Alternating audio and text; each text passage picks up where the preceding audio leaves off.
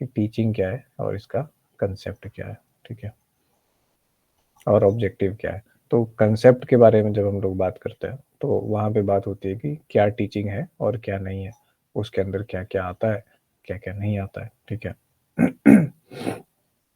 और जब ऑब्जेक्टिव की बात करते हैं तो लक्ष्यों की बात आती है कि क्या क्या चीज़ें टीचिंग के अंदर आती है और क्या क्या चीज़ें टीचिंग के अंदर नहीं आती है, ठीक है। तो इस तरीके से पूरा कंसेप्ट हम लोग देखेंगे। अच्छा, एक चीज़ बताइए, हम बताए थे कि इग्नू का बीएड का मटेरियल भी आप लोग देख सकते हैं, कोई ट्राई किया है क्या उसको डाउनलोड करने का?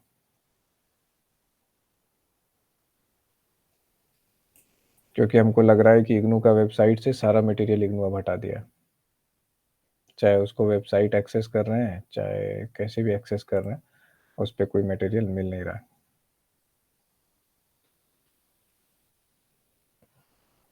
तो ऐसे में हम लोग के पास एक बहुत अच्छा रिसोर्स था, आप लोग के पास भी हिंदी में इग्नू वाला, दुर्भाग्य से वो भी ख़त्म हो गया, ठीक है।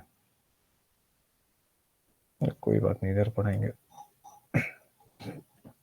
सबसे पहले तो ये बताइए कि टीचिंग को एज अ प्रोसेस जब हम लोग देखते हैं, पहले भी हम स्टार्टिंग में बताए थे कि जब भी हम लोग टीचिंग की बात करते हैं तो दो चीज़ें आती हैं साथ साथ। टीचिंग कभी भी अकेले नहीं होता है, टीचिंग के साथ एक शब्द आता है, लर्निंग। अक्सर देखिएगा हिंदी में इसको शिक्षण और अधिगम कहते हैं।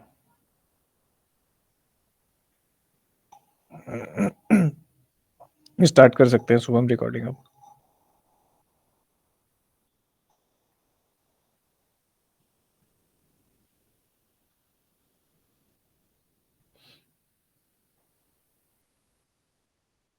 ठीक है, तो चले। अरे यार मेरा गला। सबसे पहले हम लोग जानेंगे कि इसमें टीचिंग लर्निंग जो है एक म्यूचुअल प्रोसेस है। जब भी टीचिंग की बात होती है तो अपने साथ साथ ही क्या हो जाता है कि लर्निंग की भी बात वो लेकर के आता है, ठीक है। कैसे ये भी देखते हैं। तो हम लोग आज नेट का जो फर्स्ट वाला चैप्टर है पेपर 1 का टीचिंग एप्टीट्यूड, उसके एक सब टॉपिक को देखने वाले हैं, टीचिंग के कंसेप्ट एंड ऑब्जेक्टिव्स, यानी कि टीचिंग के लक्ष्य और अर्थ क्या है टीचिंग के। तो जैसे अभी हमने बताया कि टीचिंग और लर्निंग दोनों एक पेयर है, जब भी टीचिंग की बात होगी तो लर्निंग की बात होगी, शिक्षण अधिगम की बात होती है। क्या बिना, इसमें एक क्वेश्चन कॉमन सेंस है कि क्या बिना टीचिंग के लर्निंग हो सकती है? कोई बताएगा?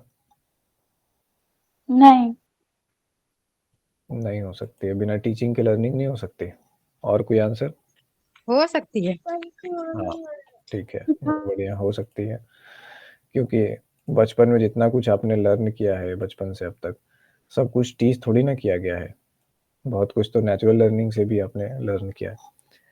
लेकिन टीचिंग के बिना लर्निंग हो सकती है, लेकिन लर्निंग के बिना टीचिंग का कोई मतलब है क्या?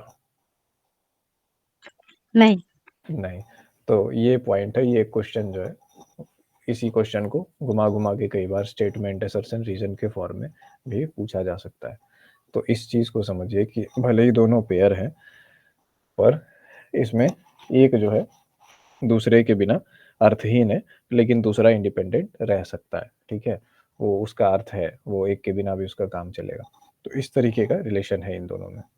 जब हम लोग रिलेशन एंड फंक्शंस की बात करेंगे, सेट थ्योरी जब पढ़ेंगे और उसके बाद रिलेशन एंड फंक्शन पढ़ेंगे, तो उसमें सभी तरह के दो वेरिएबल्स या फिर दो टर्म हैं, दो फैक्टर्स है, उनके बीच के सभी तरह के रिलेशंस को देखेंगे, ये उनमें से एक होगा इस तरह के रिलेशन, ठीक है।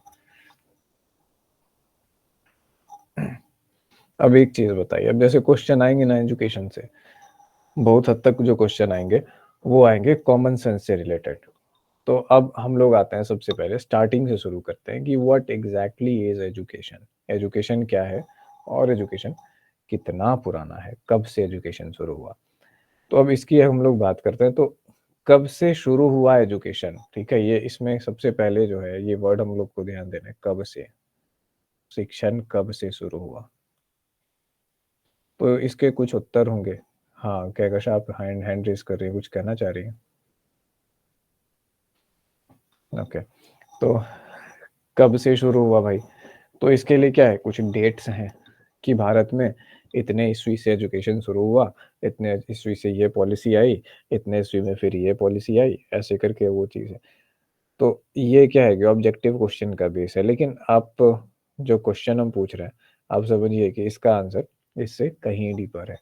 एजुकेशन कब से शुरू हुआ? जब से इंसान जो है, ह्यूमन रेस जो है, इंसान का जो नस्ल है, जब से धरती पे है, तब से ही एजुकेशन चालू हो गया, ठीक है?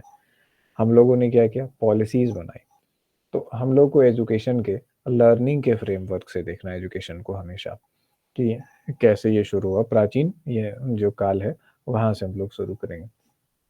तो लर्निंग की बात है, जैसे कि हम लोग देखते हैं कि जो पशु होते हैं पहाड़ी क्षेत्रों में, उनके शरीर पर लंबे-लंबे फर पाए जाते हैं, चाहे बकरी हो, चाहे बैल हो, है ना? चाहे भालू हो या फिर गोरिल्ला हो, जो भी है हिम वाले क्षेत्र में, सब में बड़े-बड़े फर पाए जाते हैं। लेकिन मैदानी इलाकों में उतने बड़े फर नहीं पाए जाते हैं। कारण? कारण ये है कि उनकी बॉडी ने उनके वातावरण के हिसाब से अनुकूलन किया अपने आप को, उस चीज़ को लर्न किया और उस हिसाब से अपने आप को चेंज करते हुए अपने स्ट्रक्चर में धीरे-धीरे, धीरे-धीरे परिवर्तन कर दिया। तो वो परिवर्तन कैसे हुआ कि एक ही ग्रुप के कुछ एनिमल जो पहाड़ी क्षेत्र में थे, उनके शारीरिक ढाँचे में परिवर्तन आ गया और जो मैदानी इलाके में रह गए, उनका ढाँचा वैसा ही रह गया। तो लर्निंग कितना पुराना है, ये कहा नहीं जा सकता। जब धरती पर प्रथम बार जीवन शुरू हो रहा होगा, जब सब हम ही लोग शैवाल के रूप में, साइनोबैक्टीरिया के रूप में थे, जिसको आज आप लोग काई और कजली कहते हैं। पहला ऑर्गेनिज़्म स साइनोबैक्टीरिया को माना जाता है। तो उस रूप में जब हम लोग थे, तो उस टाइम से इवॉल्व करते-करते जेनेटिक कोड से हम लोग यहाँ तक पहुँचे, ठीक है? कुछ कुछ ने इवॉल्व किया, कुछ ने नहीं किया, कुछ उस फॉर्म में रहे, जगह बदलते गए, वातावरण बदलता गया। इसमें इम्पोर्टेंट क्या है? इम्पोर्टेंट ये है कि वातावरण बदलता गया और वातावरण ने क्या फैसिलिटेट कराई? लर्निंग, ठीक है? तो एनवायरनमेंट ने क्या फैसिलिटेट कराया? लर्निंग को। ये हम क्यों बोल रहे हैं और इससे क्वेश्चन कैसे आएगा? इससे क्वेश्चन ऐसे आएगा, which of the following is incorrect? इनमें से कौन गलत है? इन्वायरमेंट लर्निंग कराता है। उसके बाद ये जैसे एक ऑप्शन है, तो आप क्लियर हैं कि हाँ, इन्वायरमेंट लर्निंग कराता है। दूसरा, लर्निंग के लिए कुछ फैक्टर्स होने चाहिए। हाँ, फैक्टर्स होने चाहिए। इसमें से एक ऑप्शन दे सकता है कि लर्निंग जो है बिना टीचिंग के भी हो सकती है। तो लगेगा कि नहीं, बिना टीचिंग के लर्निंग कैसे होगा? नहीं, वो भी ऑप्शन सही है। और एक ऑप्शन हो सकता है कि लर्निंग के लिए हमेशा एक सर्टेन टीचर की आवश्यकता है। तो क्या होगा? ये गलत हो जाएगा, क्योंकि एनवायरनमेंट लर्निंग करा सकता है। तो इस तरह के स्वीपिंग जनरलाइज़ स्टेटमेंट्स कई बार एग्ज़ाम में दिए होते हैं, जिसको आप या तो कॉमन सेंस से बना सकते हैं या तो आप पढ़ कर के इसका प्रॉपर सेंस समझ गए हों, तो इसमें याद करने ऐसा कुछ है नहीं। तो अब हम लोगों को क्यों समझना है कि एनवायरनमेंट लर्निंग के लिए इम्पोर्टेंट है? ये तो बहुत कॉमन सी बात है, लेकिन कॉमन सी बात का हम लोगों के लिए क्या इम्पोर्टेंस है? हम लोगों के लिए ये इम्पोर्टेंस है क्योंकि नेट हम लोगों से टीचिंग एप्टीट्यूड यानी शिक्षण अभिवृत्ति की परीक्षा ले रहा है और शिक्षण अभिवृत्ति की परीक्षा में आपका एक इम्पोर्टेंट स्किल हो जाता है शिक्षण, ठीक है? कि आप टीच कर पाते हैं कि नहीं। तो उसमें टीचिंग में एनवायरनमेंट का कितना इम्पोर्टेंट रोल है ना?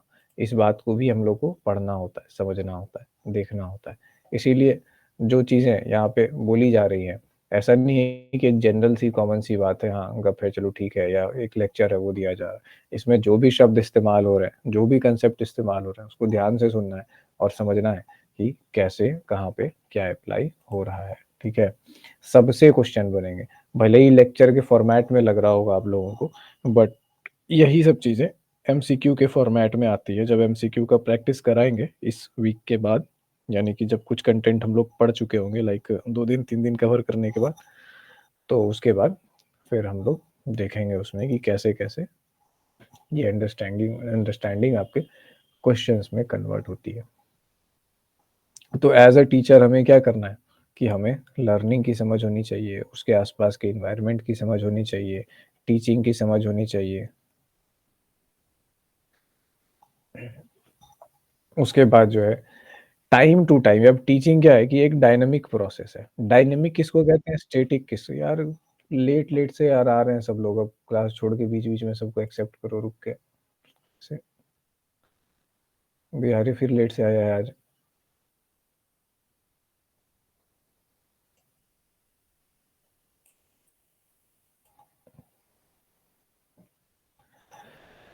तो टीचिंग का हम लोग देख रहे हैं कि टीचिंग का क्या है कि टीचिंग एक डायनामिक प्रोसेस है। डायनामिक मतलब जिसमें गति हो, गति मतलब जिसमें बदलाव हो। तो डायनामिक का हालाँकि शाब्दिक अर्थ गति होता है, लेकिन डायनामिक का जो एकदम एग्ज़ैक्ट जो है अर्थ होगा, गतिशील नहीं होकर के परिवर्तनशील हम लोग समझेंगे, ठीक है? परिवर्तनशील प्रोसेस है। टीचिंग खुद भी चेंज होता है और टीचिंग क्या करता है, अगले को भी चेंज करता है, ओके? तो इस तरीके से हम लोग जानते हैं कि टीचिंग जो है किस तरह का प्रोसेस है, एक डायनामिक प्रोसेस है। एक क्वेश्चन आप लोगों को पूछ दिया व्हिच ऑफ द फॉलोइंग, इसमें एक वर्ड आ गया टीचिंग डायनामिक प्रोसेस है क्या है नहीं है, तो आपको समझ में तो आना चाहिए कि टीचिंग डायनामिक प्रोसेस है कि नहीं, है ना? टीचिंग कब से हुआ, ठीक है? अ, जैसे मान लीजिए एक ट्रिकी क्वेश्चन देते हैं, ठीक है? अब कौन है? शुभम एक काम कीजिएगा ना, कल से आप ही एडमिन होइएगा क्लास के, सबसे पहले आप जॉइन कीजिएगा और हम लोग को एक्सेप्ट करने दीजिएगा ताकि जो लोग लेट से आ रहे हैं सबका मतलब आप एक्सेप्ट करते जाइए। ठीक है। क्योंकि वो क्लास बीच में इंटरप्ट कर करके सबका ओके करना होता है। ठीक है।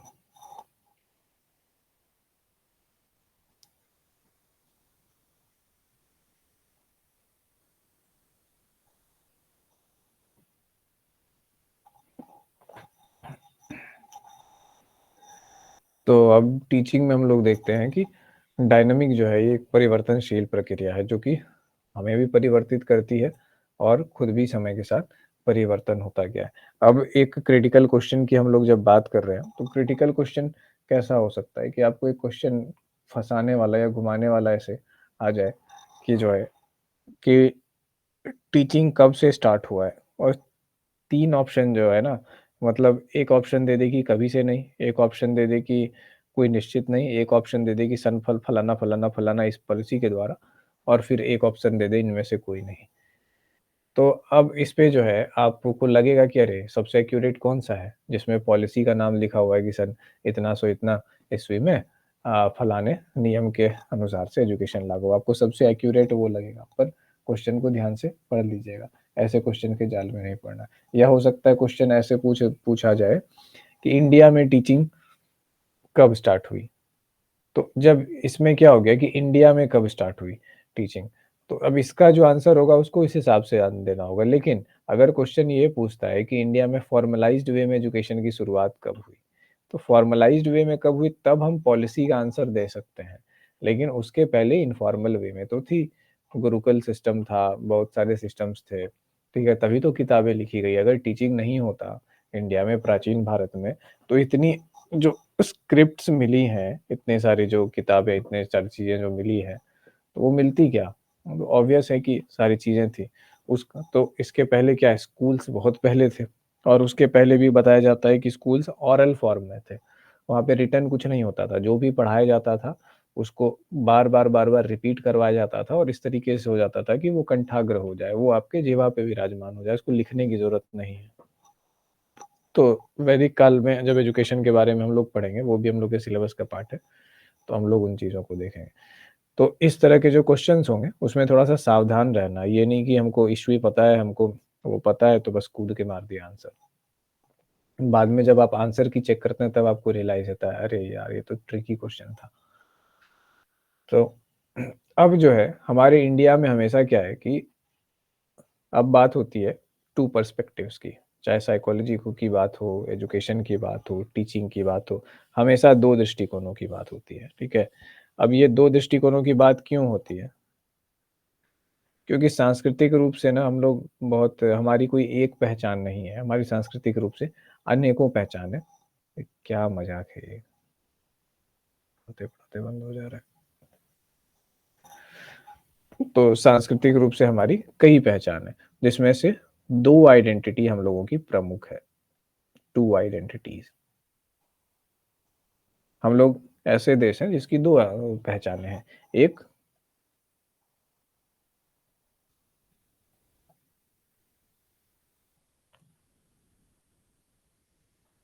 हमारी एक पहचान ये है, जो रिसेंट पहचान है और हमारी एक पहचान ये है, ठीक है? 2 पहचान है।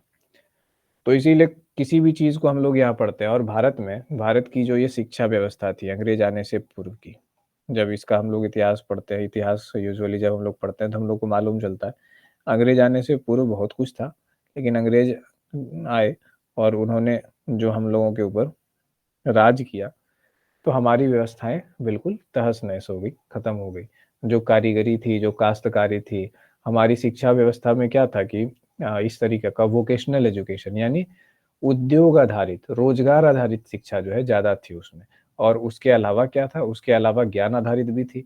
तो ज्ञान आधारित जो थी, तो उसमें बहुत सारा लॉस्ट हो गया क्योंकि ओरल ट्रेडिशन था, वेद और ये वो गुरुकुल वाली बात थी, गुरुकुल आश्रम खत्म हो गए, विदेशी आक्रांताएँ आए तो बहुत सारे जब अलग-अलग रूलर्स आते हैं अलग-अलग टाइम पे, तो वो चाहते हैं कि मेरी संस्कृति चले, मेरे हिसाब से चीज़ें चले, हमको कुछ खत्म करना है तो वो खत्म करके मेरा वर्चस्व स्थापित हो जाए। तो दुनिया में हर एक जगह पर बार-बार हर एक ऐसा नहीं कि भारत में हर जगह पर आक्रमण का सबको सामना करना पड़ा है अलग-अलग लीडर्स का और फिर उनकी संस्कृति, उनकी शिक्षा व्यवस्था चलती है। तो इस तरह में भारत में भी जो थी, उन चीज़ों का संस्कृति को बहुत बहुत ज़्यादा नुकसान हुआ, कुछ मैन्युस्क्रिप्ट्स बचे। आप लोगों को मालूम हुआ कि जब नालंदा यूनिवर्सिटी को जलाया गया था किसी विदेशी आक्रांता के द्वारा, हमको एग्ज़ैक्टली याद नहीं है अलाउद्दीन खिलजी था या कौन था। तो उसने जब जलाया तो बताया जाता है कि कई वर्षों तक किताबें जलती रही, ठीक है? बख्तियार खिलजी था सर। अच्छा हाँ, बख्तियार खिलजी। तो कई सालों तक जो है ना किताबें जलती रही वहाँ पे, ये चीज़ बताया जाता है। तो अब इससे क्या दिखता है कि अब उसको यार तुमको राज-काज करना था तुमको, ठीक है, सत्ता चाहिए था, टैक्स चाहिए था, तुम करते। तुमने किताबों को क्यों जला दिया? नुकसान तो तुम्हारा भी हो गया ना। उन किताबों को अनुवाद करा के तुम भी तो अच्छी चीज़ों को जान सकते थे। तो किसी की विद्या से, किसी की भाषा से, किसी की संस्कृति से क्या दुश्मनी हमको तो समझ में नहीं आता है लिटरली लाइक तुलसीदास थे, उनको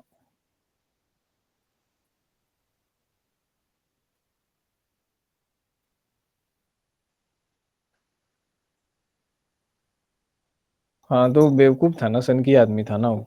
विद्या को थोड़ी ना कोई नष्ट करता है। एक से एक मतलब मुस्लिम आक्रांता और भी हुए थे। अरब से आए, ये लोग आए, फिर यहाँ से लोगों को उठा कर के ले गए, ट्रांसलेट करो भाई। अरबी भाषा में बहुत चीज़ों को ट्रांसलेट किया। फिर ये औरंगज़ेब का एक भाई था, उसने बहुत सारे ग्रंथों को ट्रांसलेट कराया। तो किसी की विद्या और संस्कृति से क्या दिक्कत है? इवन तुलसीदास भी जो है, फ़ारसी भाषा और अरबी भाषा उनको मालूम थी।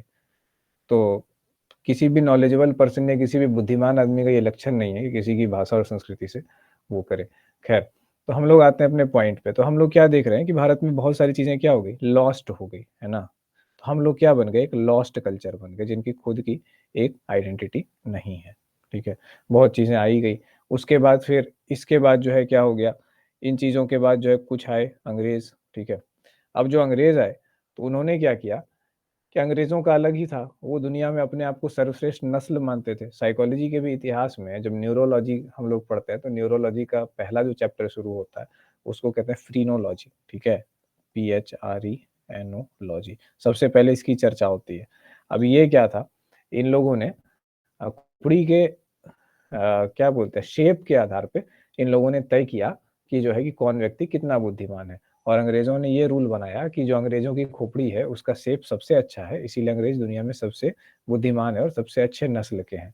और इस आधार पे धीरे-धीरे दुनिया में नस्लवाद की शुरुआत हुई। नस्लवाद की सबसे पहली शुरुआत जो है विज्ञान ने की है। एक विज्ञान मतलब क्या बोले कि वो विज्ञान भी विज्ञान नहीं था, वो तो आज के समय में तो उसको किस हिसाब से विज्ञान कहते हैं समझ में नहीं आता, लेकिन उस टाइम पे अंधकार युग में यही विज्ञान था, ठीक है? उस अंधकार में एक छोटा-सा चिंगारी ही विज्ञान का काम किया। इसने इतने प्रॉब्लम्स किए वर्ल्ड में, इसने सबसे पहले नस्ल भेद की नींव डाली दुनिया में और नस्ल भेद को वैज्ञानिक करार दिया। इसके बाद जेनेटिक स्टडीज़ की गई, जेनेटिक स्टडीज़ में ये प्रूव किया गया कि धरती पर अगर सबसे कोई दिव्य और सबसे अच्छा रेस है, नस्ल है, तो वो अंग्रेज नस्ल है। तो जब आप कहते हैं ऐसी चीज़ें कि मैं ही सबसे अच्छा हूँ, मेरा ही गॉड एकमात्र गॉड है, बाकी सब झूठ है, तो आप क्या कर रहे हैं? आप झगड़ा करने का बीज बो रहे हैं, आप दुनिया में टेंशन का बीज बो रहे हैं। लेकिन जब आप कहते हैं कि मैं भी अच्छा हूँ, तुम भी अच्छे हो, सब अच्छे हैं, मेरा भी भगवान अच्छा, तुम्हारा भी भगवान अच्छा, तो आप क्या कर रहे हो? मिलाने-जुलाने की बात कर रहे हो। यहीं से दुनिया में पड़ गई फूट। और बाद में आप लोग जब विश्व इतिहास को पढ़ते हैं, तो देखते हैं कि अमेरिका रेसिज़्म का गढ़ कैसे बना, नस्लवाद से आज तक पीड़ित है। हिटलर को ये चीज़ इतनी ज़्यादा छुई कि हिटलर ने बोला कि यहूदियों का सफाया कर दो। उनका जो है ना डीएनए ही खत्म कर देना है पूरी धरती पर, क्योंकि वो एक गंदी नस्ल है। उनके नस्ल में दिक्कत है, जब तक उनका डीएनए जीवित रहेगा धरती पर हो, तो हिटलर ने प्रोपोनेंट किया कि आर्यों का जो डीएनए है वो सर्वश्रेष्ठ है और पूरी दुनिया में आर्य रहेंगे। तो एथनिक क्लींजिंग के लिए निकल गया कि पूरी दुनिया में ये ऐसा वक़्त था जब एक तरफ विज्ञान अपने कच्चे मतलब चीज़ों को सामने ला कर के दावा कर रहा था और दूसरी तरफ अंधविश्वास उसमें तड़का लगा रहा था कि ये लोग ऐसे होते हैं, अच्छे होते हैं, बुरे होते हैं। तो वही कहते हैं ना, अधूरा ज्ञान बहुत खतरनाक होता है। तो जब अधूरा ज्ञान इतना खतरनाक हो सकता है, तो अधूरा विज्ञान तो समझिए कि कितना ज़्यादा खतरनाक हो सकता है। उसके कई एग्ज़ाम्पल्स हम लोग हिस्ट्री में देखते हैं। फ्रीनोलॉजी उसका एक एग्ज़ाम्पल था। अब अंग्रेज़ इस बात से ये लोग पीड़ित हो गए, पीड़ित क्या हो गया, अस्वस्थ हो गए कि दुनिया में सबसे अच्छी हम रेस हैं और हम जो कर रहे हैं, हम जैसे खाते हैं, हम जैसे उठते हैं, हम जैसे पहनते हैं, केवल वही सभ्यता है, बाकी लोग असभ्य हैं। तो हमें क्या करना चाहिए? ईसा मसीह ने कहा है कि दुनिया का कल्याण करो, उनको ज्ञान दो, ठीक है? उनको समझाओ, उनको पापों से दूर करो, उनको अध्यात्म का सही मतलब बताओ। तो ईसा मसीह ने तो ये कहा है, लेकिन ईसा मसीह के टीचिंग्स का इस्तेमाल करके दुनिया भर के जो सत्ता के लालची लोग थे, उनको भी तो अपनी सत्ता बढ़ानी थी, दूसरों के ऊपर कानून भी तो थोपना था और नाम किसका लेना था? तो इस तरीके से करके शासकों ने हमेशा अच्छे रिलीजियस टीचर्स और जो महान लोग सारे रिलीजन को बनाने वाले हुए, सबके टीचिंग को मोड़-तोड़ के, मरोड़ के, मरोड़वा करके दुनिया में सबको सभ्य बनाने का और ये चीज़ करने का शुरू किया और उसका ये दिया धर्म, ठीक है? ठीक है, तो इसके बाद क्या होता है कि पूरे दुनिया में इनका एक मिशन चलता है, इसीलिए आप लोग सुने होंगे कि अंग्रेज के जो ये होते हैं, ठीक है? जो ये क्या बोलते हैं, उनको मिशनरीज़ कहा गया है। पूरे दुनिया में मिशनरीज़ जाती थी। मिशनरीज़ का मतलब क्या? जो मिशन पे निकला है। तो ऐसा क्या मिशन है उनका? ठीक है? उनका मिशन ये है कि पूरी दुनिया को सभ्य करना है, उनको सही रास्ता दिखाना है। वो गलत दिशा में जा रहे हैं। अब ज़ाहिर-सी बात है कि जब धर्म अपने प्राचीन रूपों में था, तो बहुत सारी चीज़ें थी। कई धर्मों में मूर्ति पूजा थी। आज भी हिंदू धर्म में मूर्ति पूजा है, आने भी बहुत सारे धर्मों में मूर्ति पूजा है। कई धर्म में बहुत सारी परंपराएँ थी। अब तंत्र क्रिया, जादू टोना ये वो चीज़ें भी बहुत जगह पे थी। अब हमको एग्ज़ैक्टली हम नहीं कह सकते हैं होता है, नहीं होता है, क्या है, नहीं है, वो अलग बात है अपने अनुभव की, समझ की। लेकिन ऐसी चीज़ें थी। तो जो अलग-अलग समय पे जो प्रभु के संदेश देने वाले लोग आए, तो उन लोगों ने बताया कि यार मूल चीज़ों को पकड़ो, है ना? जो चीज़ें गड़बड़ कर रही थी, कोई भी टाइम पे जब कोई व्यक्ति आता है सुधार करने के लिए, तो वो तो वही बताता है ना कि कोई चीज़ का मीनिंग तुमने बदल दिया। अब वो क्या हुआ कि वो चीज़ आज के हिसाब से प्रासंगिक नहीं रही। तो आप उसको प्रासंगिक करते हैं, आप उसको बढ़िया करते हैं, लेकिन आपके फॉलोअर्स क्या होते हैं कि प्रासंगिकता खत्म होने के बाद भी उसको पत्थर की लकीर बना देते हैं। तो फिर जाके कोई दूसरा नया मतलब आता है संदेश लेकर के, वो उसको इंटरप्रेट करके उस समय के हिसाब से व्यक्ति बताता है। तो इस तरीके से जो होता है चीज़ें, हमेशा रिलीजन या कोई चीज़, अच्छी-अच्छी चीज़ें चेंज होती रहती है, रिलीजन्स नए-नए बनते रहते हैं। लेकिन ये जो मिशनरी वाली बात थी, तो ये लोग पीड़ित थे इस बात से कि हमारी जो शिक्षा है, हमारा जो साइंस है, हमारा जो पहनावा है, केवल वही है और हमारा ये है, हमने ठेका ले लिया है पूरी दुनिया को सभ्य बनाने का और सबकी संस्कृति को बेवकूफ़ और अंधविश्वास और खराब बता करके अपने संस्कृति में मोड़ने का। तो इस तरीके से क्या हो रहा था कि मिशनरीज़ ने अपना काम चालू किया। तो उनको लग रहा था कि हम सबको क्या कर रहे हैं कि हम सबको सभ्य बना रहे हैं, पर एक्चुअली में वो दुनिया में हर जगह सबकी संस्कृतियों की हत्या कर रहे थे। अफ्रीका की संस्कृति को वो कहते थे कि ये संस्कृति नहीं है बट ट्राइब है। उनको जो मेडिसिन का नॉलेज है, जो एनिमल्स का नॉलेज है, तो वो उनका अलग था। आज जब अफ्रीकन लैंग्वेज को मान्यता मिली और जब उसके जो जैसे हर लैंग्वेज में मुहावरा और कहावतें होती हैं ना, आप अभी भी गूगल पर अफ्रीकन प्रोवर्ब सर्च कीजिएगा तो शॉक रह जाइएगा कि जिसको आप लोग समझते हैं कि एकदम असभ्य है, बिल्कुल ये है, लंगोट पहन के रहता है, उसके समाज में कितने ही प्राचीन काल से ऐसी कहावतें चली आ रही है जो कि बुद्धिमत्ता के एक्सट्रीम की निशानी देती है, कि कितना ज़्यादा बुद्धिमान था वहाँ का व्यक्ति। एक कहानी आप लोगों ने सुना होगा उबंटू नाम से, नहीं सुना है तो सुन लीजिएगा। तो इस तरह की दुनिया में अलग-अलग सोसाइटीज़ थी, पर चीज़ें चेंज हुई। भारत भी क्या हुआ, इसी चीज़ से पीड़ित हुआ, क्योंकि हम भी अंग्रेज़ों की कॉलोनी थे।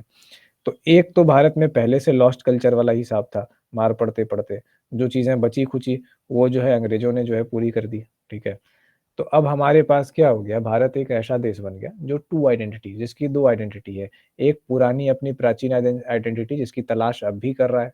अपनी क्या चीज़ें हैं वो तक पता नहीं है, खोद रहा है, यहाँ खोद रहा है, वहाँ खोद रहा है, यहाँ देख रहा है, यहाँ ग्रंथ निकाल रहा है, वहाँ ग्रंथ निकाल रहा है, कितने ग्रंथ गायब हैं, कितनी चीज़ें गायब हैं, कितनी चीज़ें खत्म हो गई ये तक पता नहीं चल रहा। जो बची-खुची है, वेदों और उपनिषदों को जब कंपाइलेशन किया गया तो वो भी कुछ एक पन्ने मिले, उसके पूरे तो मिले भी नहीं। तो इस आधी-अधूरी आइडेंटिटी को पहचानने की कोशिश भारत कर रहा है, और दूसरा जो है एक बनी-बनाई आइडेंटिटी जो है अंग्रेज़ों की कॉलोनी, जो हम लोग की इंग्लिश आइडेंटिटी है, उसको लेकर के हम लोग चल रहे हैं। तो चाहे हम लोग साइकोलॉजी की बात करें, चाहे एजुकेशन की बात करें या सोशल साइंस की बात करें, हम लोगों को दोनों पर्सपेक्टिव्स और दोनों चीज़ें पढ़नी पड़ती है, जो आप लोग को नेट के सिलेबस में भी दिखा है। Indian perspective on Indian perspective on psychology, फिर Indian knowledge systems, yoga and ये वो। अब इंडियन नॉलेज सिस्टम में जब योगा की बात करते हैं, जब उपनिषद की बात करते हैं, क्यों बात करेंगे? हम नेट के एग्ज़ाम देने आ रहे हैं, हम पंडित बनने तो नहीं आ रहे, है ना? क्यों योगा डाला गया है? उपनिषद क्यों डाला गया है? साइकोलॉजी हम पढ़ने आ रहे हैं, तो ये चीज़ें हम क्यों पढ़ें? क्योंकि इन सब चीज़ों में ज़्यादातर जो है ना एक चीज़ की बात की गई है। एक ये मानस, दूसरा मनुष्य, तीसरा विचार, ठीक है? चौथा दर्शन। ये 4-5 चीज़ों की बात करें तो साइकोलॉजी में हम किसकी बात करते हैं बंधु? इन्हीं चीज़ों की तो बात करते हैं। मस्तिष्क, भावना, ये सब सब चीज़ों की इसमें बात की गई है योगा और उपनिषद में। तो इस कारण से योगा और उपनिषद और इन चीज़ों को जो है भागवत गीता और इन चीज़ों को जो है शामिल किया गया नेट के सिलेबस में, ताकि हम लोग इंडियन पर्सपेक्टिव में भी डालें, देखें और समझें। इवन सच पूछिए तो भागवत गीता जितना ज़्यादा हेल्प करता है काउंसलिंग में, साइकोलॉजिकल काउंसलिंग में, किसी व्यक्ति को अपने स्वयं की साइकोलॉजिकल काउंसलिंग में, वो बहुत ज़्यादा एक शॉर्टकट तरीका है कि पतली सी किताब है, बहुत शॉर्ट में काम हो गया। वो चीज़ है। अन्य भी बुक्स करती होंगी, उतना सारा तो नहीं पढ़े, आइडिया नहीं है। तो चलिए, तो इस तरीके से हम लोग देखते हैं कि हम लोग क्यों टीचिंग और इन चीज़ों में, हर चीज़ में हम लोग 2 पर्सपेक्टिव क्यों पढ़ते हैं, और 2 पर्सपेक्टिव पढ़ना भी ज़रूरी है, क्योंकि बढ़ते वक़्त के साथ भारत अपनी खोई पहचान को वापस पाने की कोशिश कर रहा है। खोई पहचान को वापस पाने की कोशिश, ये एक जो हम लाइन बोले, इसका क्या मतलब है? आइडेंटिटी, इसका मतलब है कल्चर। क्या इन दोनों से मिल के नहीं बनता एजुकेशन? एजुकेशन क्या है? एजुकेशन अपनी आइडेंटिटी और कल्चर को आगे बढ़ाने का ही तो नाम है। जैसे जो आदि मानव था, आदि मानव अपना एक ट्राइब होता था उसका। अब ट्राइब का अपना कुछ निशान या झंडा, या हर एक ट्राइब का आप लोग जानते हैं कि अफ्रीकन ट्राइब्स में हर एक ट्राइब का अपना-अपना एक मार्क होता है, अपना एक निशान होता है, गोदना टाइप का या कुछ जख्म टाइप का बना देते हैं कि इस ट्राइब का आदमी है, तो उससे पहचाना जाता है कि इस ट्राइब का आदमी है, ठीक है? एक नाम हो गया, उस चीज़ के लिए वो नाम क्या करती है? सबको एकता में बाँधे रखती है कि हम इस ट्राइब के हैं, मेरा ये वैल्यू है, एक आइडेंटिटी का काम करती है। आज आर्मी में भी जो ट्राइब क्या होती थी, ट्राइब मार्शल कॉलोनीज़ होती थी। यानी कि वो खुद की आर्मी भी होती थी और खुद की सिविल कॉलोनी भी होती थी। आज आर्मी में भी आप देखते हैं रेजिमेंट, नाम, नमक, निशान, वैसे करके। फिर कल्चर अपना होता था सबका। तो अगले को, अब जो बच्चा पैदा होगा किसी ट्राइब में, उसको आप क्या सिखाएँगे? आप उसको शिकार करने सिखाएँगे, आप उसको सिखाएँगे कैसे शिकार करके जो जानवर लाया जाता है, तो उसको ढोना कैसे है, उसको टाँगना कैसे है, उसको कैसे चीरा लगाना है कि एक बार में आप उसका स्किन जो है, वो उसके मांस से अलग कर दें, और इस प्रक्रिया में उस जानवर की जो रोम है, जो बाल है, वो मांस में ना जाए। नहीं तो फिर ये बड़ा समस्या हो जाता है कि आप छीलते टाइम जो है, उसके हेयर्स जब मांस में चले जाते हैं, तो काफ़ी हेडेक हो जाता है सबके लिए। उसको आप चाहे पकाएँगे या कुछ भी करेंगे, ये बहुत परेशानी का काम होता है। तो उसको छीलने का एक तरीका होता है। उसके पैरों के बीच में एक सर्टेन 30 डिग्री के एंगल से वो मार्क लगाया जाता है, और 2 साइड से पकड़ के, तो पूरा का पूरा एक बार में जो है, टाँग से लेकर के उसके नाक तक का जितना स्किन है सब ऐसे निकल जाता है, बिना एक भी बाल उसके मांस में पड़े। तो इस तरह की चीज़ें हैं। उनके लिए एजुकेशन क्या है? उनका जो कल्चर है, जब कल्चर को ट्रांसफ़र करते हैं अगले को, ठीक है? तो वो एजुकेशन है। अब ब्रिटिश क्या कर रहे थे? ब्रिटिश अपने कल्चर को हमें ट्रांसफ़र कर रहे थे और कह रहे थे कि ये क्या है? ये एजुकेशन है। क्योंकि उनको लगता था कि हमारा कुछ कल्चर ही नहीं है, हम लोग अनकल्चर्ड हैं, हम लोग क्यों नहीं कोट पैंट पहनते, हम लोग क्या साड़ी-धोती पहने रहते हैं। लेकिन जब ब्रिटिश यहाँ भारत आए, ठीक है? तब उनको जाकर के समझ में आया, जब वो भी भारत आए और कुर्ता और पजामा पहनने लगे, तब उनको समझ में आया कि यार क्यों पहनते हैं कुर्ता-पजामा भारत में, गर्मी ही इतनी है। बट मिशनरीज़ तो मिशनरीज़ थी। तो इस तरीके से करके हमारे इंडिया में पैरेलल जो है वो कल्चर और नॉलेज सिस्टम डेवलप होता गया। आज भी आप देखेंगे हमारी मेंटालिटी 2 भागों में विभक्त है। कुछ लोग जो है अपने आप को क्या बोलते हैं इंडियन रूटेड और देसी इस तरीके से आइडेंटिफ़ाई करना पसंद करते हैं और कुछ लोग अपने आप को जो है स्मार्ट, एडवांस, वेस्टर्न ऐसे करके जो है उस वे में आइडेंटिफ़ाई करना पसंद करते हैं। तो हम लोग को एजुकेशन में दोनों पर्सपेक्टिव देखते हुए चलना है और दोनों को क्या करना है एनालिटिकल पॉइंट ऑफ व्यू से देखना है मतलब एनालाइज़ करना है। एनालिटिकल पॉइंट ऑफ व्यू, ठीक है? तो हम लोगों को क्या करना है, इस तरीके से एनालाइज़ करके हम लोग देखेंगे। तो अब एजुकेशन के बारे में एक वर्ड कहा जाता है। एजुकेशन एक सोशल प्रोसेस है, ये लिख लीजिए, ठीक है? सोशल प्रोसेस है। शिक्षण क्या है? एक सामाजिक प्रक्रिया है, ठीक है? और क्या है? नेचुरल प्रोसेस भी है। क्यों नेचुरल प्रोसेस है, समझ में आया ना? क्योंकि जैसे बिल्ली की जो माँ होती है, वो अपने बिल्ली के जो बच्चे हैं छोटे, उनको शिकार करने सिखाती है, कि कैसे शिकार करना है। तो एजुकेशन क्या है? नेचुरल प्रोसेस है। क्वेश्चन आएगा, 4 ऑप्शन दिया हुआ नेचुरल प्रोसेस है? हाँ है। सोशल प्रोसेस है? हाँ है। ठीक है। तो इस तरीके से इसमें जो ऑड होगा, उसको आप आउट करेंगे।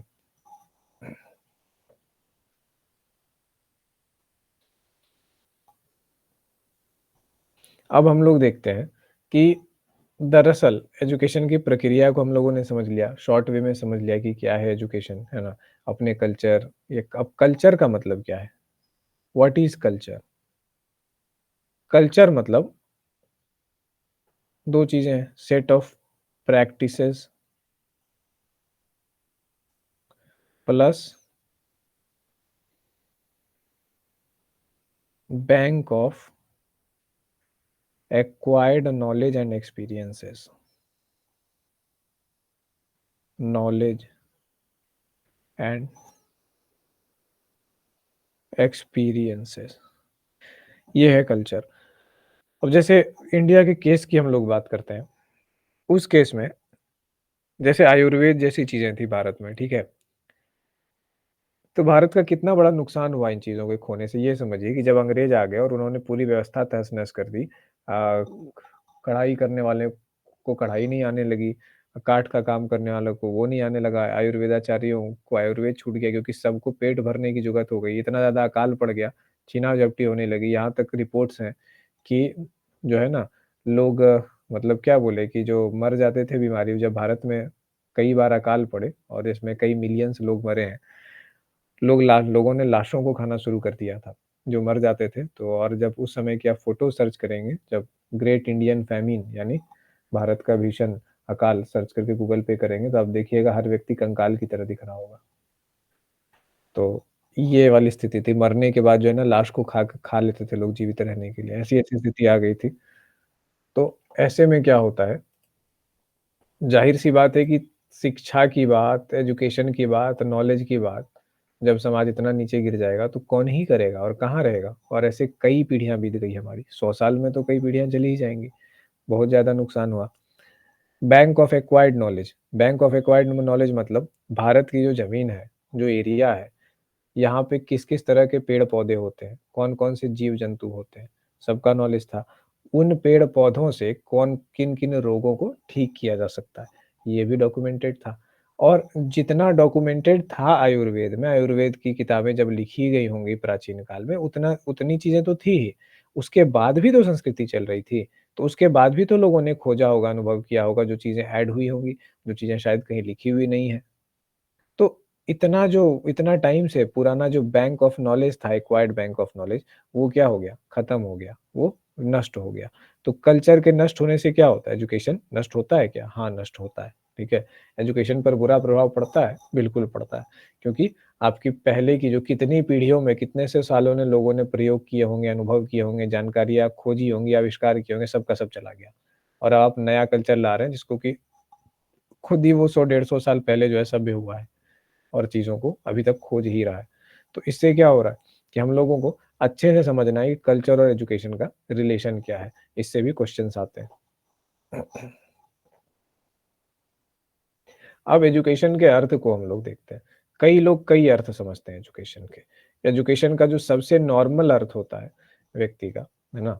कि वो समझते हैं कि फॉर्मल स्कूलिंग एक जो नॉर्मल सेंस बनता है। एजुकेशन एजुकेटेड हैं आप? हाँ, कहाँ तक एजुकेटेड हैं? तो भाई हम मास्टर्स पढ़े हुए हैं, हम पीएचडी पढ़े हुए हैं, हम बैचलर्स पढ़े हुए हैं। तो फॉर्मल स्कूलिंग या कॉलेज जो है, इसको करके हम लोग क्या कहते हैं कि एजुकेशन कहते हैं। कुछ लोग एजुकेशन कहते हैं स्किलिंग को। स्किलिंग मतलब आपकी क्षमता, ठीक है? कुछ लोग कहते हैं एजुकेशन एटीट्यूड को, है ना? तो अलग-अलग लोगों के लिए एजुकेशन का क्या मतलब होता है, अलग-अलग मतलब होता है। लेकिन हम लोग को देखना है कि हम लोग के सेंस में, हम लोग के सब्जेक्ट में एजुकेशन का मतलब क्या है, और हम लोग उसको पहले ही देख चुके हैं। टीचिंग लर्निंग की बात हम लोगों ने की है। फॉर्मल स्कूलिंग को भी एजुकेशन बोलते हैं। स्किलिंग मतलब जैसे कि क्या बोलते हैं, अगर कहीं किसी इंडस्ट्री में किसी एक स्किल की डिमांड है, जैसे एक फ्रिज बनाने वाले की डिमांड है, ठीक है?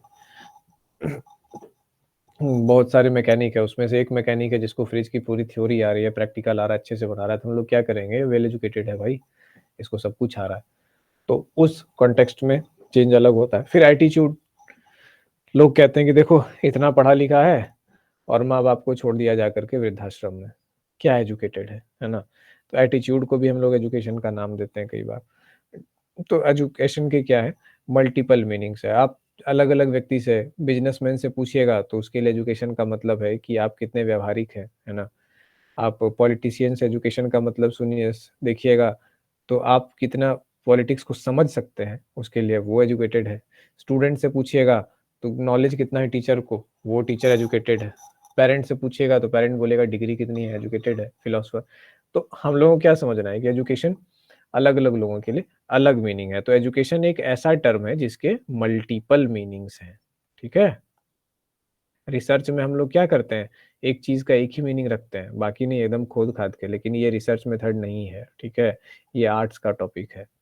तो इसके एजुकेशन के मल्टीपल मीनिंग होते हैं। क्वेश्चन आएगा, शिक्षण के कई निहितार्थ होते हैं, सही या गलत? तो क्या मारिएगा? सही मारिएगा, ठीक है?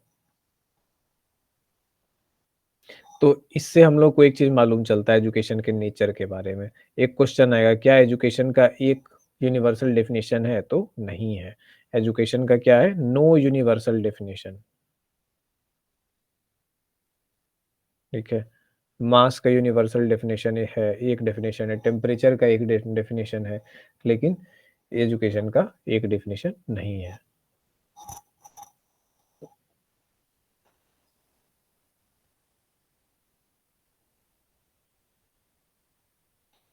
ये एक शब्द है, ठीक है? ये है एडुसियर, ठीक है? तो एडुसियर जो है ना, इसका आप अगर इंग्लिश जो है वो चीज़ करेंगे, इंग्लिश वर्ज़न, तो एडुकेयर हो जाएगा, ठीक है? एडुकेयर। तो अब एडुकेयर का मतलब क्या होता है? कुछ लोगों का कहना है कि ये जो है ना एक लैटिन वर्ण एडुकेयर से आया है, और कुछ लोगों का कहना है कि ये एक लैटिन वर्ण एडुसियर से आया है, 2 शब्दों से। अब दोनों के मीनिंग क्या-क्या है देख लेते हैं। लैटिन वर्ड हैं दोनों। तो इसका जो है, इसका मतलब है टू रेज़ अप, ठीक है? यानी किसी की परवरिश करना।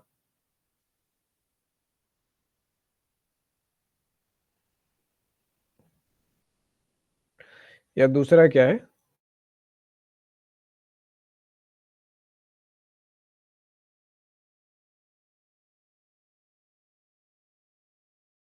तो इसके 2 अर्थ हैं, इस तरीके से। एडुकेयर का मतलब हो गया, और एडुसियर का जो मतलब है, इसका मतलब है to lead forth. That means आगे बढ़ने की तरफ नेतृत्व करना।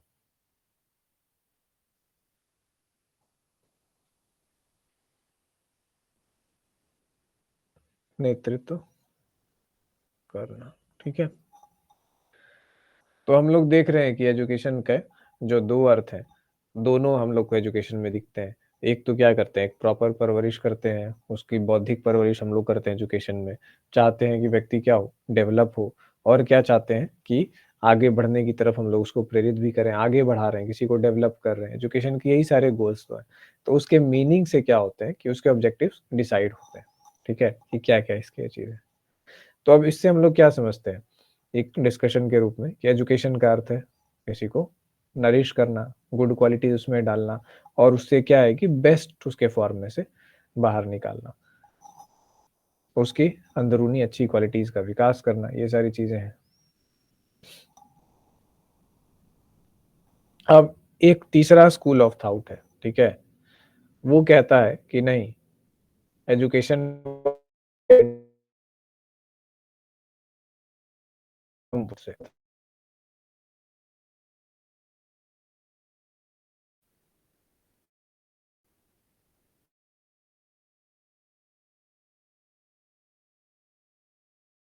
इसका हम लोग अर्थ समझते हैं, उसमें सर एजुकेशन जो वर्ड है जिसकी चीजें शामिल है, ये चीजें आती हैं। तो इस बात पे नहीं जाना है, इस विवाद में नहीं जाना है किस शब्द से उसका जो ये चीज आया है। अब क्या है कि चूंकि 3 वर्ड है तो 4 वर्ड दे देगा और बोलेगा कि इसमें से कौन सा जो है वर्ड एजुकेशन को ये चीज नहीं करता है। तो एजुकेंटम रिप्रेजेंट करता है एजुकेशन को, एडुकेयर रिप्रेजेंट करता है, और एडुसियर ये भी रिप्रेजेंट करता है, 3 शब्द। चौथा कुछ हो तो वो नहीं होगा। ठीक है,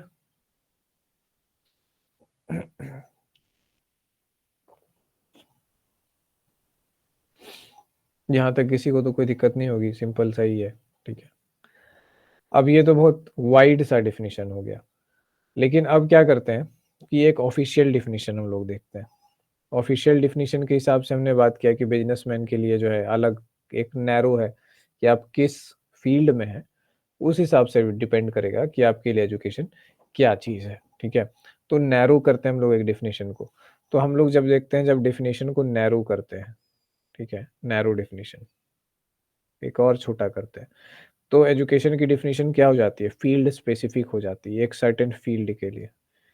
जैसे अगर कोई स्पोर्ट्समैन है तो स्पोर्ट्स का अलग एजुकेशन होता होगा, स्पोर्ट्स में ट्रेनिंग को प्राथमिकता दी जाती होगी, लेकिन हाँ एजुकेशन होता होगा, हम ऐसा कह रहे हैं, कुछ एक जगहों पे तो ज़रूर होगा अगर यहाँ ना हो तो, क्योंकि स्पोर्ट्स के पीछे भी बहुत सारी साइंसेज होती है, आपको न्यूट्रिशन का साइंस समझना होता है, आपको बॉडी का साइंस समझना होता है।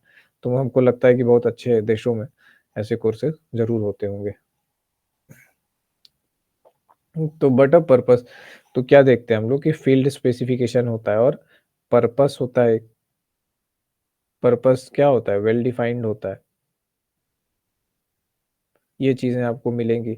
तो नैरो डिफिनेशन जो है वो क्या है, फील्ड स्पेसिफिक। अब क्वेश्चन आएगा कि जो फील्ड स्पेसिफिक एजुकेशन होता है उस तरीके से आप देख सकते हैं कि उसका सर्टेन पर्पस, उसमें ये चीजें होती है, एक पर्पस होता है, दूसरा वेल डिफाइंड होता है, और क्या होता है, डेलिबरेटली प्लान। डेलिबरेटली मतलब सोच समझकर, ठीक है, सोच समझकर कुशलता से प्लान किया गया होता है। और क्यों होता है, उसके सर्टेन क्वालिटीज या पोटेंशियल को, सर्टेन क्वालिटीज या पोटेंशियल को बूस्ट करने के लिए, डेवलप कह लीजिए, डेवलप करने के लिए या बूस्ट करने के लिए या एनहेंस करने के लिए। फॉर एग्जांपल अगर आप सेल्स की ट्रेनिंग की बात करते हैं तो वो क्या है कि एक फील्ड स्पेसिफिक है सेल्स, है ना, कि सेल्स को जो है, सेल्स की ट्रेनिंग होती है जब आप सेल्स मैनेजर बनने जाएंगे या बनेंगे तो। उसके बाद पर्पस होता है कि क्या पर्पस है, उसका पर्पस यही है कि आपको सेल्स करने के मामले में बेटर बनाना, वेल डिफाइंड है। दूसरा डिलिबरेटली प्लान्ड, एक प्रॉपर प्लान्ड वे है उसका, उस ट्रेनिंग का और उस एजुकेशन का, कि उस कि सेल्स मैनेजर को ये चीज़ें सिखाई जाएगी। और उसका पर्पस क्या होगा, पर्पस ये होगा कि ये आदमी ज़्यादा से ज़्यादा सेल्स जनरेट करे हमारी कंपनी में। उसके बाद क्या होगा कि सर्टेन क्वालिटीज़ पर फ़ोकस्ड होंगे वो, या सर्टेन पोटेंशियल को डेवलप करना चाहेंगे। अब वो जो क्वालिटीज़ होंगी वो सर्टेन क्वालिटीज़ पे, अब उसको इस बात से मतलब नहीं है कि जो हमारा सेल्स मैनेजर है, ठीक है, उसमें रिसर्च स्किल हो, नहीं चाहिए रिसर्च स्किल। रिसर्च स्किल के लिए हम रिसर्चर को रख लेंगे, है ना? उसको क्या चाहिए, उसको सेल्स स्किल सिखाएंगे। सेल्स स्किल्स में इंपॉर्टेंट क्या है, कम्युनिकेशन स्किल इंपॉर्टेंट है। कम्युनिकेशन में क्या आता है, बहुत सारी चीज़ें आती है, बॉडी लैंग्वेज आता है, वर्बल नॉन वर्बल आता है ना, लिसनिंग आता है, स्पीकिंग आता है, आर्ट ऑफ इलेबोरेशन आता है, वो एक अलग टॉपिक है। तो हम लोग क्या देख रहे हैं कि सर्टेन क्वालिटीज। अब क्वेश्चन है कि ऑल क्वालिटीज, है ना, फील्ड स्पेसिफिक एंड एजुकेशन में, है ना, किसी क्षेत्र विशेष शिक्षण में या किसी क्षेत्र विशेष आधारित शिक्षण में हम लोग इंडिविजुअल की सभी क्वालिटीज को विकसित किया जाता है। तो क्या सभी क्वालिटीज को विकसित किया जाता है? क्या नहीं किया जाता है, किया जाता है सर्टेन क्वालिटीज को।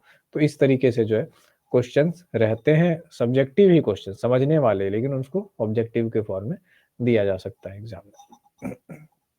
अब जैसे स्कूल है, स्कूल क्या है, स्कूल क्या एक फील्ड स्पेसिफिक क्वालिटीज को प्रमोट करता है? क्या नहीं करता है। स्कूल क्या करता है, जनरल ऑल राउंड डेवलपमेंट, यानी कि व्यक्ति के साधारण सर्वांगीण विकास की तरफ ध्यान देता है। वो सारे बच्चों को बुलाता है, सबको पीटी कराता है, सबको प्रेयर कराता है, सबको मैथ बनवाता है, सबसे स्पोर्ट्स खिलवाता है, सबसे डांस करवाता है, सबको भाषण दिलवाता है, ठीक है। तो उसका क्या रहता है कि बच्चों का सर्वांगीण हर तरफ विकास कर दे, ताकि स्कूल के बाद जब वो आगे जाए किसी एक विशेष क्षेत्र में, तब आपको अपना क्षेत्र चुनने की बारी आती है। अब आपको विज्ञान में जाना है, रुचि है गणित में, तो गणित में जाइए। आपको जीव विज्ञान में रुचि है, जीव विज्ञान में जाइए। आपको बिजनेस में रुचि है, कॉमर्स लीजिए। उसके अलावा कुछ बहुत सारे सब्जेक्ट हैं तो आर्ट्स में डाले गए हैं, वो सब ले लीजिए। वो भी नहीं करना है, खाना बनाना है, कुकिंग में इंटरेस्ट है, SUPW का कोर्स था स्कूल में, जिसमें कि चाय बनाने के लिए और झालमुड़ी बनाने के लिए चीज़ें बताई गई थी, उन चीज़ों में इंटरेस्ट है, आप कर लीजिए। शेफ वाला कोर्स कर लेंगे। मैनेजमेंट में इंटरेस्ट है, तो क्या है कि 10th के बाद क्या है, बहुत सारे डिप्लोमाज और बहुत सारे ऐसे रास्ते खुल जाते हैं जहाँ पे आप अपने क्षेत्र विशेष का विकास कर सकते हैं।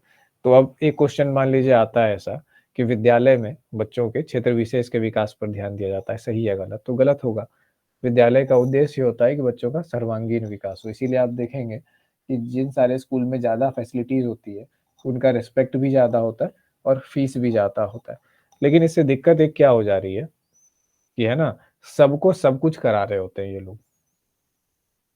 अब अगर ऐसा होता कि आपके पास आइडेंटिफाई करने का सिस्टम होता कि हम आइडेंटिफाई कर रहे हैं कि किसको क्या करना है और उस हिसाब से जो है उसको वहाँ पे डाला जा रहा है, तो हम क्या कर रहे हैं कि हम एक्चुअली में उसके चीज़ों के साथ जस्टिस कर रहे हैं, उसके अर्ली ईयर जो लर्निंग के लिए सबसे इम्पोर्टेंट है। अब जिस आदमी को स्पोर्ट्समैन बनना है अच्छा, वो जा करके जो है कॉलेज में जा करके स्पोर्ट्स चालू करे ग्रेजुएशन के ईयर्स में, तो कितना आगे बढ़ पाएगा आप समझ ही सकते हैं। और जिस बच्चे को बचपन से स्पोर्ट्स की फैसिलिटीज मिली होगी, जिसका इंटरेस्ट था, तो वो कितना आगे बढ़ पाएगा, ये भी आप समझ सकते हैं। तो एक जैसे चैलेंजेस में आते हैं, स्कूल के चैलेंजेस में या टीचिंग इन्वायरमेंट के चैलेंजेस में रिसोर्स की कमी एक सबसे बड़ा चैलेंज है।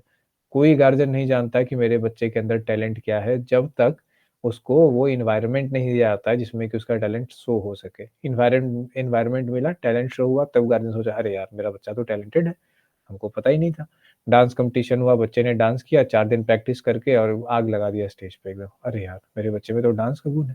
तो जब तक आप इन्वायरमेंट देंगे नहीं, तो गुण निकलेंगे नहीं तो आपको पता नहीं चलेगा। तो एजुकेशन में क्या है कि एक चीज़ है, ऑल ये फील्ड नैरो डेफिनेशन में नहीं, प्रॉपर जो ब्रॉड डेफिनेशन एजुकेशन के, उसमें क्या है कि व्यक्ति का सर्वांगीण विकास करना। कॉलेज एजुकेशन में क्या होता है, मानसिक विकास करना। स्कूल वाले में शारीरिक विकास भी रहता है और मानसिक, और उस जैसे-जैसे आप ऊपर जाएँगे तो क्या होगा, शारीरिक और सामाजिक विकास से बढ़ कर के आपके बौद्धिक विकास की तरफ ध्यान दिया जाएगा। उसके बाद आप जब ऊँचे स्तरों पे जाएँगे तो आपको पढ़ाया जाएगा लॉजिक, आपको पढ़ाया जाएगा रिसर्च मेथड, है ना? आपको ऐसी चीज़ें पढ़ाई जाएगी जो आपके बौद्धिक विकास में, आपके दृष्टिकोण कुछ चीज़ों को ऐड करने में वो चीज़ होगी, और जब ये चीज़ें आप पढ़ेंगे, तो फिर आप धीरे-धीरे मतलब बुद्धिमत्ता के स्तर पर और ऊपर बौद्धिक लोगों की गिनती में आते जाएँगे। तो ब्रॉड डेफिनिशन में हम लोग क्या देखते हैं कि ऑप्टिमम डेवलपमेंट की बात होती है, यानी फुल डेवलपमेंट की, और ऑल राउंड डेवलपमेंट की। लेकिन नैरो स्केल पर अगर हम लोग बात करें, तो सर्टेन जो है ना, और टारगेटेड डेवलपमेंट की बात होती है।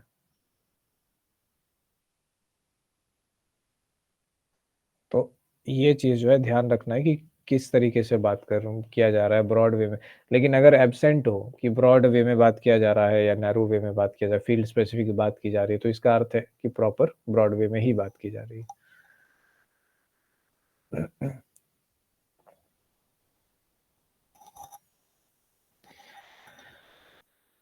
अब जो है ना एजुकेशन के बारे में एक इम्पॉर्टेंट सी वो चीज़ है, थोड़ा थ्योरेटिकल आज हम ज़्यादा पढ़ा रहे हैं एजुकेशन के बारे में ताकि समझा जा सके इसको। बाकी फिर जो पॉइंट बाय पॉइंट जो ऑब्जेक्टिव वे में होता है वो भी पढ़ाया जाएगा नेक्स्ट क्लास में। तो एजुकेशन के बारे में हम लोगों ने देखा कि इसके बारे में ये चीज़ है, लोग पूछते हैं कि क्या एजुकेशन एक प्रोसेस है या फिर एजुकेशन एक प्रोडक्ट है, क्या है। हम लोग को लग रहा है कि एजुकेशन एक प्रोसेस है, प्रोडक्ट कैसे हो सकता है। तो दोनों के बारे में अलग अलग चीज़ें हो सकता है आपको लगे कि एजुकेशन एक प्रोडक्ट है, ठीक है। क्यों प्रोडक्ट है? क्योंकि उस स्टेटस को अचीव करने के लिए हमें बहुत सारे इनपुट्स देने पड़ते हैं, बहुत सारी प्रोसेसिंग्स करनी पड़ती है, बहुत सारी चीज़ें जो होती है उसमें डालनी पड़ती है, बहुत सारे चरणों से गुजरना होता है। तो इस हिसाब से तो वो एक प्रोडक्ट हो गया, ठीक है। तो व्हाट इज़ एजुकेशन? अगर प्रोडक्ट के व्यू पॉइंट से देख लिए तो ये क्या हो जाएगा, टोटल ऑफ लर्निंग। जितनी लर्निंग हमने की है उसका सम टोटल जो होगा, उस सम टोटल जो आउटकम होगा उसको हम लोग कहेंगे एजुकेशन, ठीक है। इसमें क्या-क्या चीज़ें आएँगी? स्किल आएगा, है ना? वैल्यू आएगा। वैल्यू का क्या मतलब है? वैल्यू का मतलब है आपके जो मोरालिटी है, उसकी बात कर रही है। ऐसे नहीं कि इतनी खराब मोरालिटी है कि टीचर ने क्लास में डाँटा तो बाहर जाकर के टीचर का बाइक रोक लिया, ठीक है? क्या सर कैसे हैं? और टीचर भी सोच रहे हैं क्या बोलेगा? नहीं कुछ नहीं बोल रहे थे सर, बस हाल-चाल पूछ रहे थे। क्लास में तो आप बहुत मारे हैं, सोचे बाहर हाल-चाल पूछ लें। तो ये जो स्थिति हो गई, तो ये क्या है? ये वैल्यू बेस्ड है। तो टीचिंग में जो एजुकेशन में सारी कुछ आ रहे हैं, स्किल्स आ रहे हैं, वैल्यू आ रहे हैं, एजुकेशन आ रहा है। अगर ऐसी चीज़ें हो रही है, ऐसी घटनाएँ घट रही है, आपके स्कूल का बच्चा स्कूल से बाहर आकर के ऐसी अमर्यादित हरकतें कर रहा है, जो असामाजिक भी हैं और उचित नहीं है, तो इसका मतलब है आपके विद्यालय में और आपके घर में value system based knowledge imparting, यानी कि वैल्यू सिस्टम बेस्ड एजुकेशन, वैसे ट्रेनिंग और इन चीज़ों की कमी है। और जो कि आप देख रहे हैं कि एक्चुअली में आईसीएसई स्कूल के हम आईसीएसई में पढ़े हैं कुछ साल, तो हमको पता है कि आईसीएसई में नदारद रहता है ये चीज़। एक मॉरल साइंस नाम का पेपर होता है, उसके नाम पे वैल्यू एजुकेशन के नाम पे बहुत फुद्दू सा बेकार सा कहानी होती है, उसमें आंसर दे देना होता है, हर किसी को पता होता है कि क्या आंसर देना चाहिए, लेकिन उसको अप्लाई कोई नहीं कर रहा होता है। तो ज़रूरत किस क्या होती है? ज़रूरत होती है अप्लाई करने की। ये नहीं कि आपने उसको मॉरल साइंस पढ़ा दिया, तो मॉरल साइंस मतलब उसको रियल लाइफ़ से आप जोड़ के दिखाएँगे तभी तो वैल्यू होगा ना। उसके परिणाम बताएँगे, चीज़ों को दिखाएँगे। कहानी सुन-सुन करके मतलब कहानी के अंदर मोरालिटी को कौन रियल मानेगा? कहानी को सिर्फ़ आपका दिमाग कहानी ही मान सकता है, रियलिटी नहीं मान सकता। जब आप उसको रियल लाइफ़ केस स्टडी कराएँगे, दिखाएँगे, रियल लाइफ़ सिचुएशन, तब उसका दिमाग सीखेगा कि हाँ, वैल्यूज़ का क्या इम्पोर्टेंट है। तो जैसे स्किल को भी वैसे ही इम्पार्ट कराया जाता है। जैसे आपको पूरा का पूरा पढ़ा दिया जाए, थ्योरी है ना कि वेल्डिंग ऐसे होता है, ये होता है। एक ऐप बना करके उसमें एनिमेशन के थ्रू जो है वेल्डिंग करा दिया जाए, जैसे गेम खेलते हैं वैसे करके, तो क्या आप वेल्डिंग कर पाइएगा? नहीं कर पाइएगा। आप भले ही मोबाइल के गेम में जो है खूब धूम-धड़ाक एकदम कर रहे हैं, धूम-धड़ाका किए हुए हैं, इसको मारे, उसको मारे, पूरा पबजी मोबाइल के हीरो बने हुए हैं। लेकिन रियल लाइफ़ में क्या होगा कि जब सामने कोई पिस्तौल तान देगा, ठीक है? तो आप ये तक नहीं देख पाएँगे कि डराने के लिए ताना है कि मारने के लिए ताना है, क्योंकि आपको ये नहीं पता होगा कि उसका सेफ्टी कैच लॉक है या अनलॉक है, ठीक है? आप डर के मारे हालत खराब हो जाएगा, एकदम हवा में पूरा एकदम बकबका जाइएगा, बेहोश हो जाइएगा। तो ये है अंतर स्किल में और एजुकेशन में। तो एजुकेशन क्या है कि जब तक उसको स्किल में ना बदला जाए, वो चीज़ काम में नहीं आएगी, ठीक है?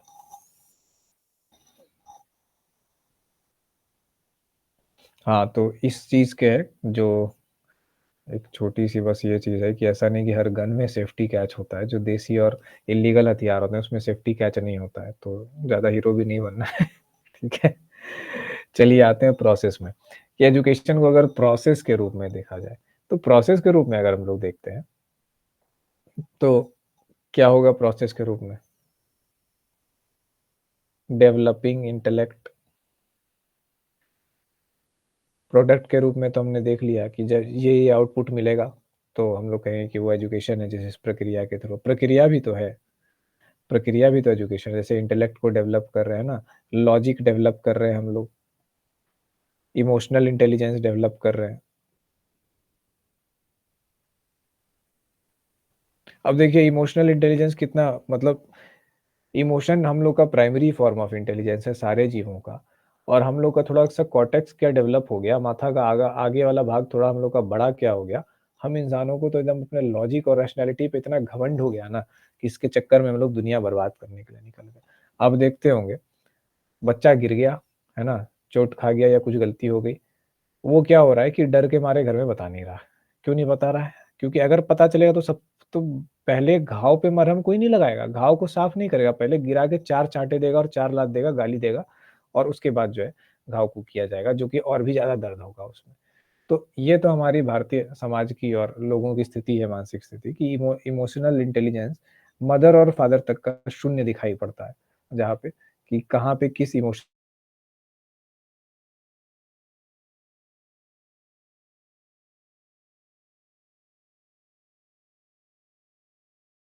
तो भी। लेकिन भारतीय समाज और उसके लोगों में क्या है कि इसकी कमी है। क्यों? क्योंकि वेस्टर्न पर्सपेक्टिव ने हमेशा बताया है लॉजिक, इंटेलिजेंस, मैथमेटिक्स, रैशनैलिटी इसकी बात करो। इमोशन क्या है? इमोशन भूल है, इमोशन मिस्टेक्स है, हमसे गलती कराते हैं इमोशन। इमोशन हमेशा खराब होते हैं, इमोशन को सप्रेस करके फैसले लो। और इमोशन को सप्रेस करके लिए गए फैसलों से क्या होता है? हम साइकोलॉजिस्ट का रोज़ी-रोज़गार चलता है, हमारे पास भीड़ बढ़ती है, अपना धंधा चमक रहा है, करो तुम लोग ऐसे ही। आते जाएँगे हमारे पास पेशेंट। तो हम लोग ये देख रहे हैं कि इमोशनल इंटेलिजेंस जो एक प्रोसेस है, उसके बाद understanding of self and others, ये सारी चीज़ें क्या एजुकेशन का एक पार्ट है। जैसे आप क्लासरूम में जाते हैं, तो क्लासरूम में आपके पास एक एनवायरनमेंट भी है, आप सोशल लर्निंग भी कर रहे हैं। जो टीचिंग में जो मटेरियल आपको दिया जा रहा है, जो आपको प्रोवाइड किया जा रहा है, अपार्ट फ्रॉम दैट भी तो आप चीज़ों को सीख रहे हैं ना। क्या सीख रहे हैं? सो सोशल कंडक्ट सीख रहे हैं, मित्रता करना सीख रहे हैं, अच्छे-बुरे का अंतर सीख रहे हैं, स सही-गलत का ये चीज़ें सीख रहे हैं कि क्या अंतर है। अब विद्यालय का माहौल ही खराब है, ठीक है? उस विद्यालय में जो है, उस विद्यालय ने ठेका लेकर के रखा है कि हम भविष्य के गैंगस्टर्स की जो है ना फौज निकालने वाले हैं, हमारे विद्यालय का यही रेपुटेशन है, तो वहाँ का एनवायरनमेंट अलग देखिए। वहाँ बच्चा जाएगा, तो वहाँ बस 2 ही चीज़ सीखेगा आन, बान, शान और उसके बाद मुँह में गुटखा और पान। तो ऐसी चीज़ों को लेकर के बस किसी को दबंगई दिखा दिए।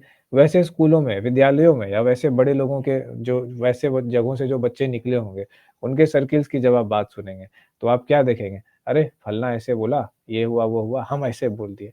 हर जगह आपको दिखेगा कि वो अपना वर्चस्व और उसको दिखा रहे हैं। क्यों?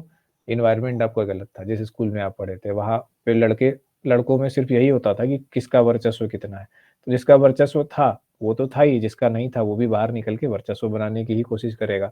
मतलब कोई फ्रूटफुल काम उससे होने वाला है तो मतलब हो तो हो, ठीक है, नहीं नहीं भी होगा या होगा भी, तो चीज़ें गड़बड़ करेगा। तो एजुकेशन को हम लोग जब प्रोसेस के वे में देखते हैं, तो हम लोग क्या करते हैं कि प्रोसेस के वे में देखना क्यों ज़रूरी है? प्रोसेस के वे में देखना इसलिए ज़रूरी है, क्यों?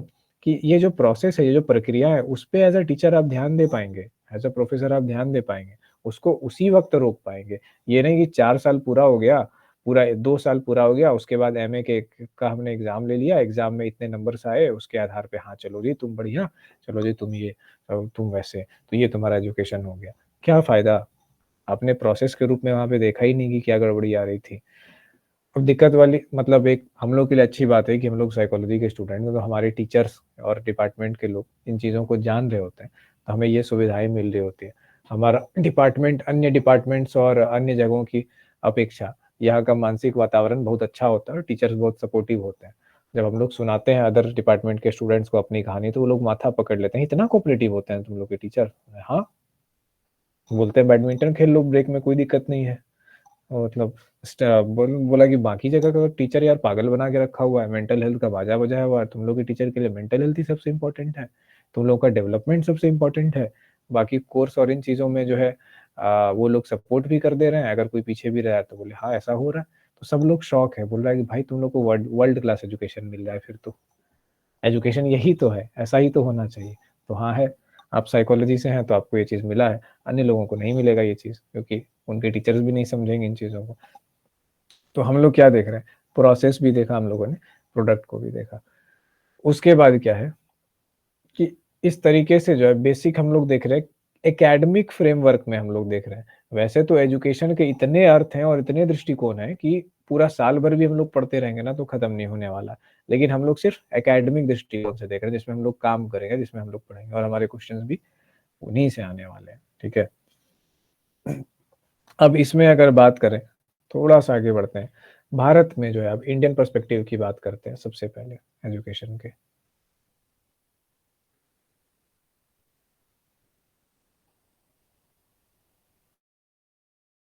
की बात करते हैं तो यहाँ पे अगर एजुकेशन का जो एक मॉडल आता है, सबसे पुराना जो मॉडल आता है, जो ह्यूमन सिविलाइजेशन इतना पुराना है, उसको हम लोग कहते हैं ये गुरु शिष्य परंपरा। आज भी आपको संगीत में जो है ये देखने परंपरा में क्या है कि टीचर डिसाइपल ट्रेडिशन इसको कहते हैं। थाउजेंड्स ऑफ ईयर जो है ना, हजारों साल पहले जो है से ये चली आ रही है एजुकेशन सिस्टम का जो ये परंपरा है। क्यों? तो इसके क्या-क्या मेरिट्स हैं, क्या-क्या डिमेरिट्स हैं, उसको हम लोग आगे डिटेल में पढ़ेंगे। तो एक बेसिक ओवरव्यू में आज हम लोग देख रहे हैं कि टीचिंग का कांसेप्ट क्या है, मतलब टीचिंग का अर्थ क्या है। तो हम लोग केवल अर्थ पे और कांसेप्ट और पर्सपेक्टिव पे बात कर रहे हैं। जब आगे सब टॉपिक्स आएँगे एक-एक करके, जैसे इंडियन पर्सपेक्टिव वाली चीज़ पे हम जाएँगे, तब हम लोग गुरु शिष्य परंपरा के मेरिट्स और डिमेरिट्स को देखेंगे। लेकिन गुरु शिष्य परंपरा को आप लोग समझ ही रहे हैं कि एक गुरु है और एक शिष्य है, और एक शिष्य का काम क्या है कि जो गुरु कह रहे हैं, उस हिसाब से चलना, उस रास्ते पे आगे बढ़ना। लेकिन तब के गुरु भी गुरु हुआ करते थे। वो एक्चुअली में गुरु का अर्थ क्या होता है? गुरु का अर्थ होता है बड़ा, वृहद, गुरुत्वाकर्षण जैसे वर्ड सुने थे, और लघु का अर्थ क्या होता है? छोटा। तो एक्चुअली में तब के गुरुओं में जो है गुरुता भी होती थी, है ना? अभी के बहुत सारे मतलब अभी भी कुछ ऐसे हैं जिनको कि गुरु का दर्जा दिया जा सकता है, पर सांसारिक मानव थोड़ा ज़्यादा हो जाते हैं, और नहीं भी होते हैं तो उनमें सांसारिकताएँ ज़्यादा होती है। वो अपने डिसाइपल के बेस्ट करने के लिए, वो गुरु क्या होता है कि अपने डिसाइपल के बेस्ट करने के लिए डिवोटेड होता है, उसका पूरा जीवन ही इसीलिए होता है। देखते हो कि गुरु शिष्य परंपरा में गुरु सांसारिक और नगर के जो है सारे सुख भोगों को छोड़ करके एक वन में जा कर के रहता है, जहाँ पे ना कोई पहरेदार है, ना कोई सड़क है, ना कोई बाज़ार है, कुछ नहीं है। वन में जाकर के अकेले जीवन व्यतीत कर रहा है, कुटिया है, शिष्यों के साथ एक साधारण सा जीवन जी रहा है। और क्या कर रहा है, जो उसके शिष्य हैं, वो नगर में जाते हैं, वो भिक्षाटन करके लाते हैं, कुछ हिस्सा गुरु को देते हैं, गुरु की पत्नी को देते हैं और खुद भी खाते हैं। तो एक परिवार की तरह वो लोग जी रह रहे हैं वहाँ पे, और गुरु क्या कर रहा है कि गुरु जीवन के सारे अच्छे सुख भोगों को त्याग करके उनके कल्याण के लिए एक सन्यासी का जीवन जी रहा है। तो तब के गुरु हुआ करते थे। आज के गुरु क्या होते हैं कि आप कॉलेज से निकले, डिस्को गए, हो सकता है आपको डिस्को भी मिल जाए और साथ में डांस भी कर लिए। तो ये क्या है कि तब का ट्रेडिशन वो अलग था, अभी का ट्रेडिशन अलग है। तो ये गुरु शिष्य परंपरा को हम लोग देखते हैं कि इसके अलग-अलग मेरिट्स और डिमेरिट्स आगे थे। तो सबसे पहली चीज़ इंडियन पर्सपेक्टिव में क्या थी, ये थी। क्या वेस्टर्न पर्सपेक्टिव में गुरु शिष्य परंपरा रही है? बिल्कुल रही है मेरे भाई। इंडिया में इसको गुरु शिष्य परंपरा कहते हैं, और वहाँ पे जो है डिसाइपल कहते हैं कि उनका डिसाइपल प्लेटो किसका था? अरस्तू का डिसाइपल था, ठीक है? फिर उसके बाद आगे हुआ। तो ज़ाहिर है कि विद्या क्या है जाएगी, एक व्यक्ति से दूसरे व्यक्ति तक ही जाएगी, और जो व्यक्ति एक व्यक्ति ही तो दूसरे को विद्या देगा ना, नॉलेज देगा, तो वो गुरु हो गया, नीचे बाकी जो रिसीविंग पार्ट पे हो गया, वो शिष्य हो गया। तो इस तरीके से है। लेकिन वेस्टर्न पर्सपेक्टिव में क्या था? हालाँकि इंडियन पर्सपेक्टिव में भी था, लेकिन चीज़ों को इस तरीके से देखा माना जाता है, जो इंडियन पर्सपेक्टिव में भी छात्र जो होते थे अपने गुरुओं से प्रश्न पूछते थे, काउंटर क्वेश्चन्स करते थे, सर ऐसा नहीं हुआ तो, ऐसा हुआ तो, अच्छा ये कैसे होगा? और गुरु क्या करते थे? उनको प्रश्नों का उत्तर देते थे। वेस्ट में भी वही था। अरस्तू और प्लेटो के बीच का जब आप संवाद पाएँगे तो पता चल जाएगा कि कितनी क्वेश्चन्स जो है दोनों के बीच में क्वेश्चन आंसर्स एक्सचेंज हो रहे हैं, और दोनों अपने एक टाइम के बाद चेला भी इतना ये हो जाता था कि गुरु से बहस कर सके, इतना नॉलेजेबल हो सकता था। और बहस करने से क्या मिलता था? बहस करने से पहचान नहीं मिलती थी, बहस करने से वो मथा जाता था वो चीज़ कि क्या घी निकलेगा। आखिर ऐसा क्या नॉलेज है जो हमको समझ में नहीं आ रहा है? गुरु का नॉलेज, मेरा नॉलेज जब टकराएगा, तब जा कर के पता चलेगा कि हाँ, क्या तथ्य है और क्या तर्क है। तो ये तर्क की जो पद्धति है ना, इसको कहते हैं डाइइलेक्ट्रिक, ठीक है? डाइइलेक्ट्रिक सिस्टम, डाइइलेक्ट्रिक, डी-आई इलेक्ट्रिक नहीं, डाइइलेक्ट्रिक सिस्टम, ठीक है? जहाँ पे कि 2 लोग एक-दूसरे से बात कर रहे हो, तर्क-वितर्क कर रहे हो। इसका ओरिजिन का जो है ना, श्रेय दिया जाता है वेस्ट को। ठीक है, श्रेय दिया जाता है, माना जाता है, पूरी दुनिया में यही माना जा रहा है, तो हम लोग भी यही मान रहे हैं। लेकिन ये सिस्टम हम लोग के यहाँ भी मिल चुका है। तो हम लोग क्या करते हैं कि अब हम लोग के यहाँ जब आएगा कि डायलेक्टिक सिस्टम किसकी देन थी, पश्चिम की या पूर्व की, तो आप कह दीजिएगा पश्चिम की। लेकिन अगर कहा जाएगा कि पूर्व में इतना सौ ईस्वी में किस संवाद में डायलेक्टिक सिस्टम की झलक मिलती है, तो इस संवाद में। तो ऐसे कंफ्यूज लोग हैं हम लोग, एक ही क्वेश्चन के दो सही आंसर हैं और दोनों विपरीत भी हैं। तो कुछ ऐसी चीजें भी होती हैं। नेट पे हर साल आप लोग सुनते हो कि 7-8 क्वेश्चन पे जो है बच्चा लड़ जाता है नेट से कि ये सही आंसर होगा, कि ये सही आंसर होगा। और वो लड़ाई जो है ना, वो मतलब फिर वो यूट्यूब पे भी टीचर्स और यहाँ स्टूडेंट्स में सब जगह फैल जाते हैं कि नहीं सही आंसर तो ये होना चाहिए इस हिसाब से। लेकिन नेट का कहना है कि नहीं, हमारा जो दृष्टिकोण है वो सही है। ठीक है, अपने दृष्टिकोण के हिसाब से हम लोग सही है। तो इस हिसाब से क्या है कि अपने अपने दृष्टिकोण, तो ये हम लोग को ना थोड़ा सा ध्यान रखना है इन चीजों का, कि जो माना जाता है उसको हम लोग को समझना है कि ये माना जाता है। और इंडियन पर्सपेक्टिव में अगर वो चीज वेस्ट से पहले भी आई होगी तो उसको हम लोग जाना जाता है कहेंगे। क्योंकि अभी तक हम लोग क्या है कि अंग्रेजों के गुलाम है शिक्षित रूप से, तो अंग्रेज जो मानते हैं हम भी वही मान रहे हैं। ये आपको हर जगह पे, अब जैसे एटॉमिक थ्योरी के बारे में है, तो एटॉमिक थ्योरी सबसे पहले मिला है प्रमाण ऋषि कनाद ने लिखा है, एकदम सेम का सेम एटॉमिक थ्योरी। लेकिन क्या कहा जाता है दुनिया में, आप गूगल पे सर्च कीजिएगा atomic theory, who discovered atomic theory, तो साइंटिस्ट का नाम आएगा। ठीक है, तो ये इस तरीके का। लेकिन अगर ये पूछा जाता है कि सबसे पहले एटॉमिक थ्योरी का मेंशन कहाँ किया गया है, तो कहा जाएगा कनाड। तो इस चीज को समझना बेहद जरूरी है जब हम लोग दो पर्सपेक्टिव्स को समझ रहे होते हैं। माना क्या जाता है और जाना क्या जाता है। जो जाना जाता है उसको माना नहीं गया है, और जो माना गया उससे पहले भी किसी को जाना गया है। ठीक है, तो इस तरीके से हम लोग को ध्यान रखना है पढ़ते समय इन चीजों के दोनों पर्सपेक्टिव को। और क्वेश्चंस आएंगे ऐसे, दोनों चीज दिया रहेगा, आप एक मार के आएंगे और फिर बाद में उसको क्लेम करेंगे, 200 रुपया लगाएंगे पर एक क्वेश्चन पे। यह क्वेश्चन तो मेरा आंसर तो सही है और नेट का एक उधर से नहीं, आंसर गलत है। हमने पूछा माना जाता है, हमने ये नहीं पूछा जाना जाता है।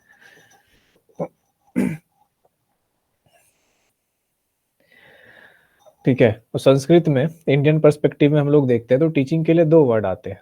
ठीक है, दो शब्द इस्तेमाल हुए, शिक्षा और विद्या।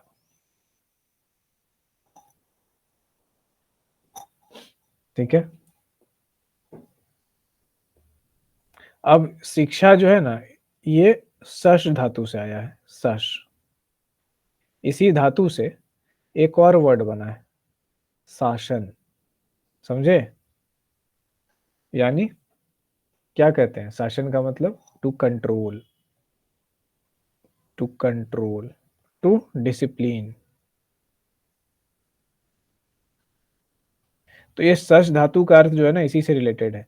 तो जब इस अर्थ को इससे जोड़ते हैं तो शिक्षा का अर्थ क्या होता है, किसी को कंट्रोल करना, किसी में डिसिप्लिन लाना एक सर्टेन वे में। शिक्षा डिसिप्लिन, डिसिप्लिन का मतलब क्या है, डिसिप्लिन। डिसिप्लिन से क्या वर्ड याद आता है, उस्ताद का छड़ी। एक उस्ताद क्रूर सा चेहरा लेकर के आता है, मुंह ऐसे बैठे हुए, ठीक है, और छड़ी दिखा के सबको बोलता है डाउन करो, अप करो, चलो दाहिने मुड़ो, बाएं मुड़ो। ठीक है, ये चेहरा हम लोग को आता है। क्यों उस्ताद जी, सही बोल रहे हैं ना? तो डिसिप्लिन का ये वाला पर्सपेक्टिव हम लोग को दिखाई पड़ता है। इसके पीछे क्या वर्ड है, डिसिपल। डिसिपल का मतलब क्या है, फॉलोअर,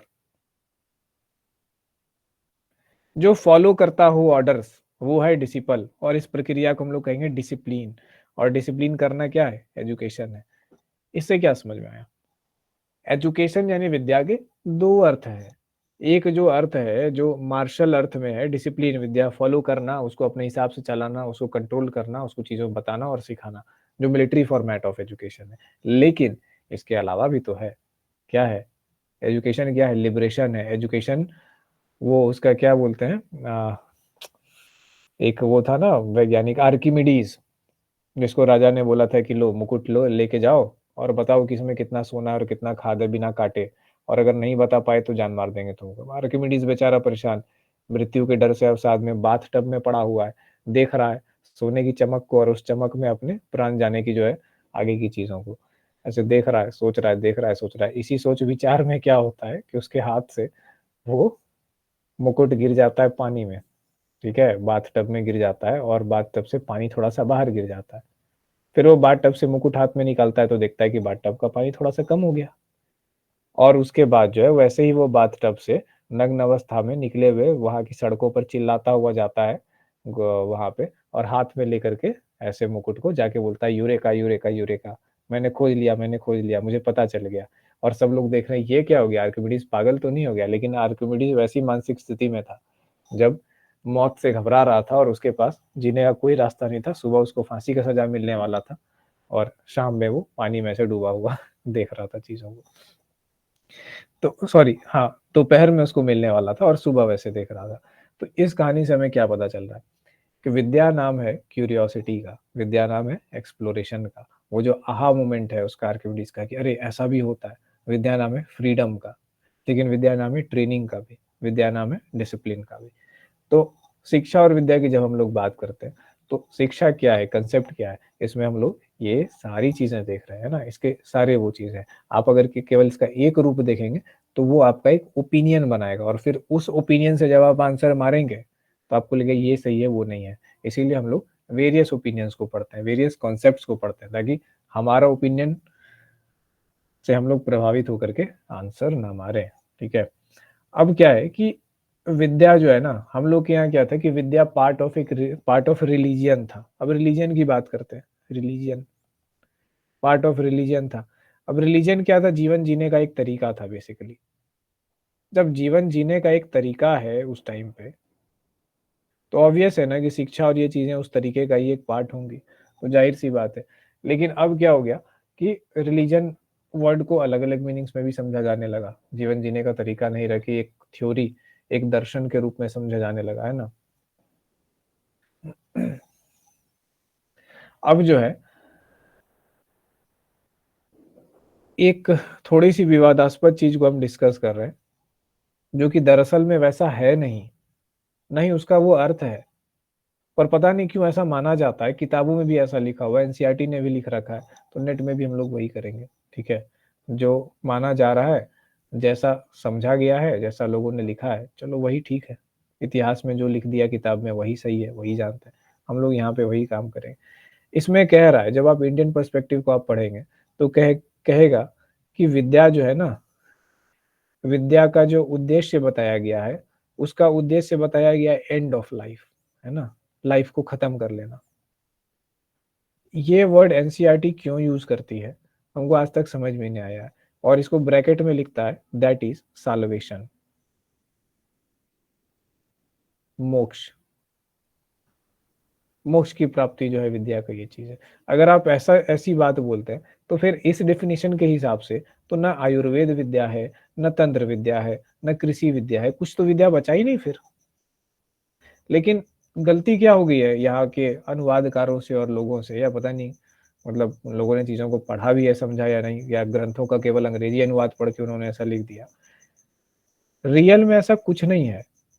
उनको लगता है कि विद्या का मतलब केवल योग विद्या, या फिर जो है ना क्या बोलते हैं वो प्राण छोड़ देने की, या कुंडलिनी जागृत कर लेने की, ऐसी विद्याओं को विद्या कहा गया। नहीं, विद्या एक प्लूरल टर्म है भाई, उसमें बहुत सारी चीजें हैं। इवन यो क्या बोलते हैं एग्रीकल्चर में क्या बोलते हैं, काश्तकारी जो होता है, ये वाला जो काम होता है, बढ़ई का जो काम होता है, ठीक है, वो कामों में फिर मेडिकल जो इश्यूज है, स्वास्थ्य और आरोग्य के कामों में, सारे जगहों पे सारे कामों के लिए विद्या शब्द का इस्तेमाल भी संस्कृत के बहुत सारे श्लोकों में किया गया है। But I don't know for what reason ये लोग विद्या का मतलब जो है ना, ये ऐसा समझते हैं कि वो योग विद्या ऐसे वाली चीजें कि हाँ, जिसमें व्यक्ति अपना शरीर छोड़ देता है, कई कई दिनों तक खाना नहीं खाता है, सांस लेने की जरूरत पड़ गई। जैसे देवराहा बाबा के बारे में आप लोगों ने सुना होगा कि उनके बारे में पता किया गया तो पता चला 300-400 साल का इतिहास तो उनका है, और सब लोगों ने उनको ऐसे ही देखा है। उन्होंने जवाब नहीं दिया कि हम कब जन्मे हैं कब मरे हैं, ठीक है, कितने पुराने हैं, लेकिन हाँ, पता किया गया तो पता चला 300 साल से ये आदमी जीवित है धरती पर। तो ऐसी जो रहस्यमयी चीजें हैं, ठीक है, जिसको मिस्टिकल कह सकते हैं, उनको विद्या का नाम इन लोगों ने समझा, और फिर बोला कि उन रहस्यमयी जो टेक्स्ट है उसका अर्थ है एंड ऑफ लाइफ, जीवन को खत्म कर लेना, मोक्ष मुक्ति प्राप्त कर लेना। तो भाई आदमी जहर खा के मर जाए फिर, अगर विद्या का ही मतलब है तो ये एक बहुत क्रिटिकल पॉइंट है जो शायद कभी सॉल्व हो और इसका सही अर्थ किताबों में दिया जाए, बट अभी के लिए वही है। अब अभी अगर आपको नेट के एग्जाम में पूछता है कि ईस्टर्न पर्सपेक्टिव के हिसाब से विद्या का क्या है लक्ष्य, तो आप और उसमें ऑप्शन दिया है एंड ऑफ लाइफ, जीवन का खत्म हो जाना, तो आराम से मार्क आ जाइएगा जीवन का खत्म हो जाना और मोक्ष। ठीक है, मोक्ष को एक पद्धति के रूप में, उसको जीवन का एक लास्ट वो चीज माना गया है, एक डेवलपमेंट का, जो ह्यूमन के डेवलपमेंट के लास्ट स्टेज में उसको एक स्टेज माना गया है। उसको विद्या का ये नहीं माना गया है कि विद्या क्यों किया जाए, क्योंकि मोक्ष के लिए। हम तो इतनी बुक्स को पढ़े और खोजे तो हमको तो कहीं नहीं मिला, बट समहाउ अभी तक यही माना जा रहा है, तो हम लोग भी यही मान के नेट का आंसर करेंगे। ठीक है, तो जिन लोगों को इस बारे में नॉलेज हो तो वो भी यही मारिएगा, एंड ऑफ लाइफ और साल्वेशन ही मारिएगा। ठीक है, एम ऑफ एजुकेशन क्या है? अब उसी पैराग्राफ में मतलब ये देखिए कि हम लोग की जो किताबें, हम लोग का जो जो इंटरप्रिटेशन है शास्त्रों का, जो भी वेद या भागवत गीता है, जहाँ भी इन चीज़ों का वर्णन है, उन सब का इंटरप्रिटेशन किन लोगों ने किया है? उन सब का अंग्रेजी में अनुवाद हुआ, उसको अंग्रेजों ने समझा, और फिर अंग्रेजों ने क्या समझा उसको हम लोगों ने ये बनाया कि हाँ इसका ये अर्थ है। तो यहाँ पे जो डबल पर्सपेक्टिव था कि इंडियन पर्सपेक्टिव से चीज़ों को करना था, इंडियन पर्सपेक्टिव कहाँ है ही नहीं इंडियन पर्सपेक्टिव। ये तो उन लोगों ने जो समझा और जो दिखाया, जिस तरीके से समझा उसको, लेकिन हमारे यहाँ जो अंग्रेज व्यक्ति आकर के किसी बड़ी पुस्तक का अनुवाद करके जो उसका अंडरस्टैंडिंग देगा, उससे ज़्यादा अच्छा समझ यहाँ पे आपको कॉमन लोगों में मिलेगा उस टॉपिक का। क्यों? क्योंकि हमारे वहाँ संस्कृति में आता जा रहा है, हमारे लोकगीतों में, हमारे प्रेयर्स में, बहुत सारे सोर्स में है, तो उन चीज़ों का ज़्यादा सही और ज़्यादा सटीक अर्थ हम लोग जान रहे हैं। आप यहाँ भारत में किसी से पूछिए कि क्या मोक्ष बराबर एंड ऑफ लाइफ है, मर जाना है, तो बोलेगा नहीं यार पागल हो गया, लेकिन किताबों में है ऐसा। तो ऐसा है तो चलिए ऐसा ही है फिलहाल के लिए। तो विद्या को क्या कह रहा है, उसके बाद आगे ये कह रहा है कि विद्या में क्या है कि विद्या एक इंस्ट्रूमेंट है, एक इंस्ट्रूमेंट है, वो क्या करती है? ट्रेन करती है व्यक्ति को नॉलेज में और धर्म में। ठीक है, instrument of training, instrument of training है जो व्यक्ति को उसके धर्म के निर्वहन में सहायता करती है। ठीक है, अब यहाँ पे भी अंग्रेजी में बड़ा दिक्कत है।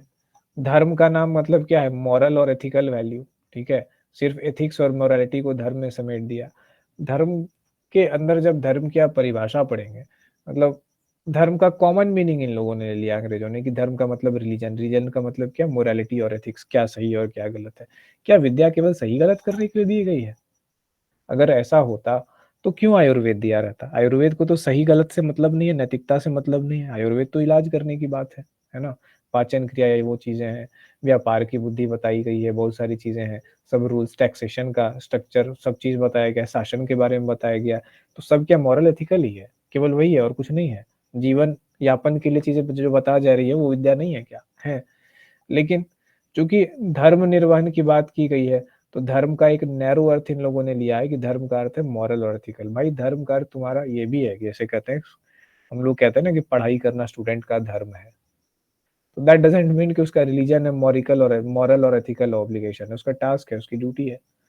तो अपने टास्क और अपने ड्यूटीज के सही डिस्चार्ज करने के लिए, प्रॉपर डिस्चार्ज करने के लिए जो इंस्ट्रूमेंट है उसको विद्या कहते हैं। ये हुआ सही अर्थ। लेकिन मॉरल और एथिकल जो हो गया, ये हो गया, ये हम लोग का अंग्रेजों के द्वारा बांचा गया हम भारतीयों को अर्थ, और हम लोग अंग्रेजों की भाषा बोलेंगे क्योंकि हम लोग तो भारतीय हैं। जब तक अंग्रेज जो बोलेगा हमारे वेदों में या उसमें लिखा है जो मीनिंग, हम लोग वही मीनिंग को देखेंगे, वही मीनिंग को पढ़ाएंगे, वही मीनिंग को नेट में पूछेंगे। उसके अलावा आप अपना मीनिंग देते हैं तो फिर आपको नंबर काट लेंगे। ठीक है, तो हम लोग भी अंग्रेजों की ही भाषा बोलेंगे क्योंकि हम लोग को नेट क्वालिफाई करना है। हाँ, लेकिन समझता हर कोई है सही अर्थ क्या है। तो यहाँ पे देखिए, ये कुछ कुछ ऐसे ऐसे टॉपिक्स है ना जिसपे अगर आपने कॉमन सेंस लगाया तो आप गए। इसीलिए हम इस चीज को हाईलाइट कर रहे हैं। ऐसा नहीं है कि हम अंग्रेजों के की तरफ आग उगल रहे हैं। मेरे कहने का सिर्फ और सिर्फ उद्देश्य ये है कि इस जोन में जो है ना भाई, ये खतरा वाला पानी है। यहाँ पे एक्स का मतलब एक्स भी है और एक्स का मतलब वाई भी है। तो आपको जो लग रहा है कि एक्स का मतलब एक्स है, नहीं, आपको अगर लग रहा है तो मत लगाइए। जो कह रहा है कि एक्स का मतलब वाई है वो मान जाइए। इन चीजों को याद रखिएगा कि इंडियन पर्सपेक्टिव में से क्वेश्चन बहुत आते हैं और कॉमन सेंस पे बना के बहुत लोग गलत आते हैं। ठीक है, अब इसके बाद क्या है कि AIIMS and goals and definition of education जो होते हैं, ये समय के साथ चेंज भी होते गए। इसके बारे में हम लोग अगली क्लास में पढ़ेंगे कि अलग अलग थिंकर जो हैं, अलग अलग एजुकेशनिस्ट क्या कहते हैं। ये भी जो है कभी कभी पूछा जाता है। अब ये चीज़ क्यों इम्पोर्टेंट है, क्योंकि कुछ लोग ऐसे हुए हैं जो जिन्होंने हमारे समाज का या हमारे विकास का या हमारे डेवलपमेंट का नेतृत्व किया है, अपने विचारों से एक अलग छाप छोड़ी है, एक ऐसा विचार दिया जिस विचार पे बहुत चीज़ें डेवलप हुई।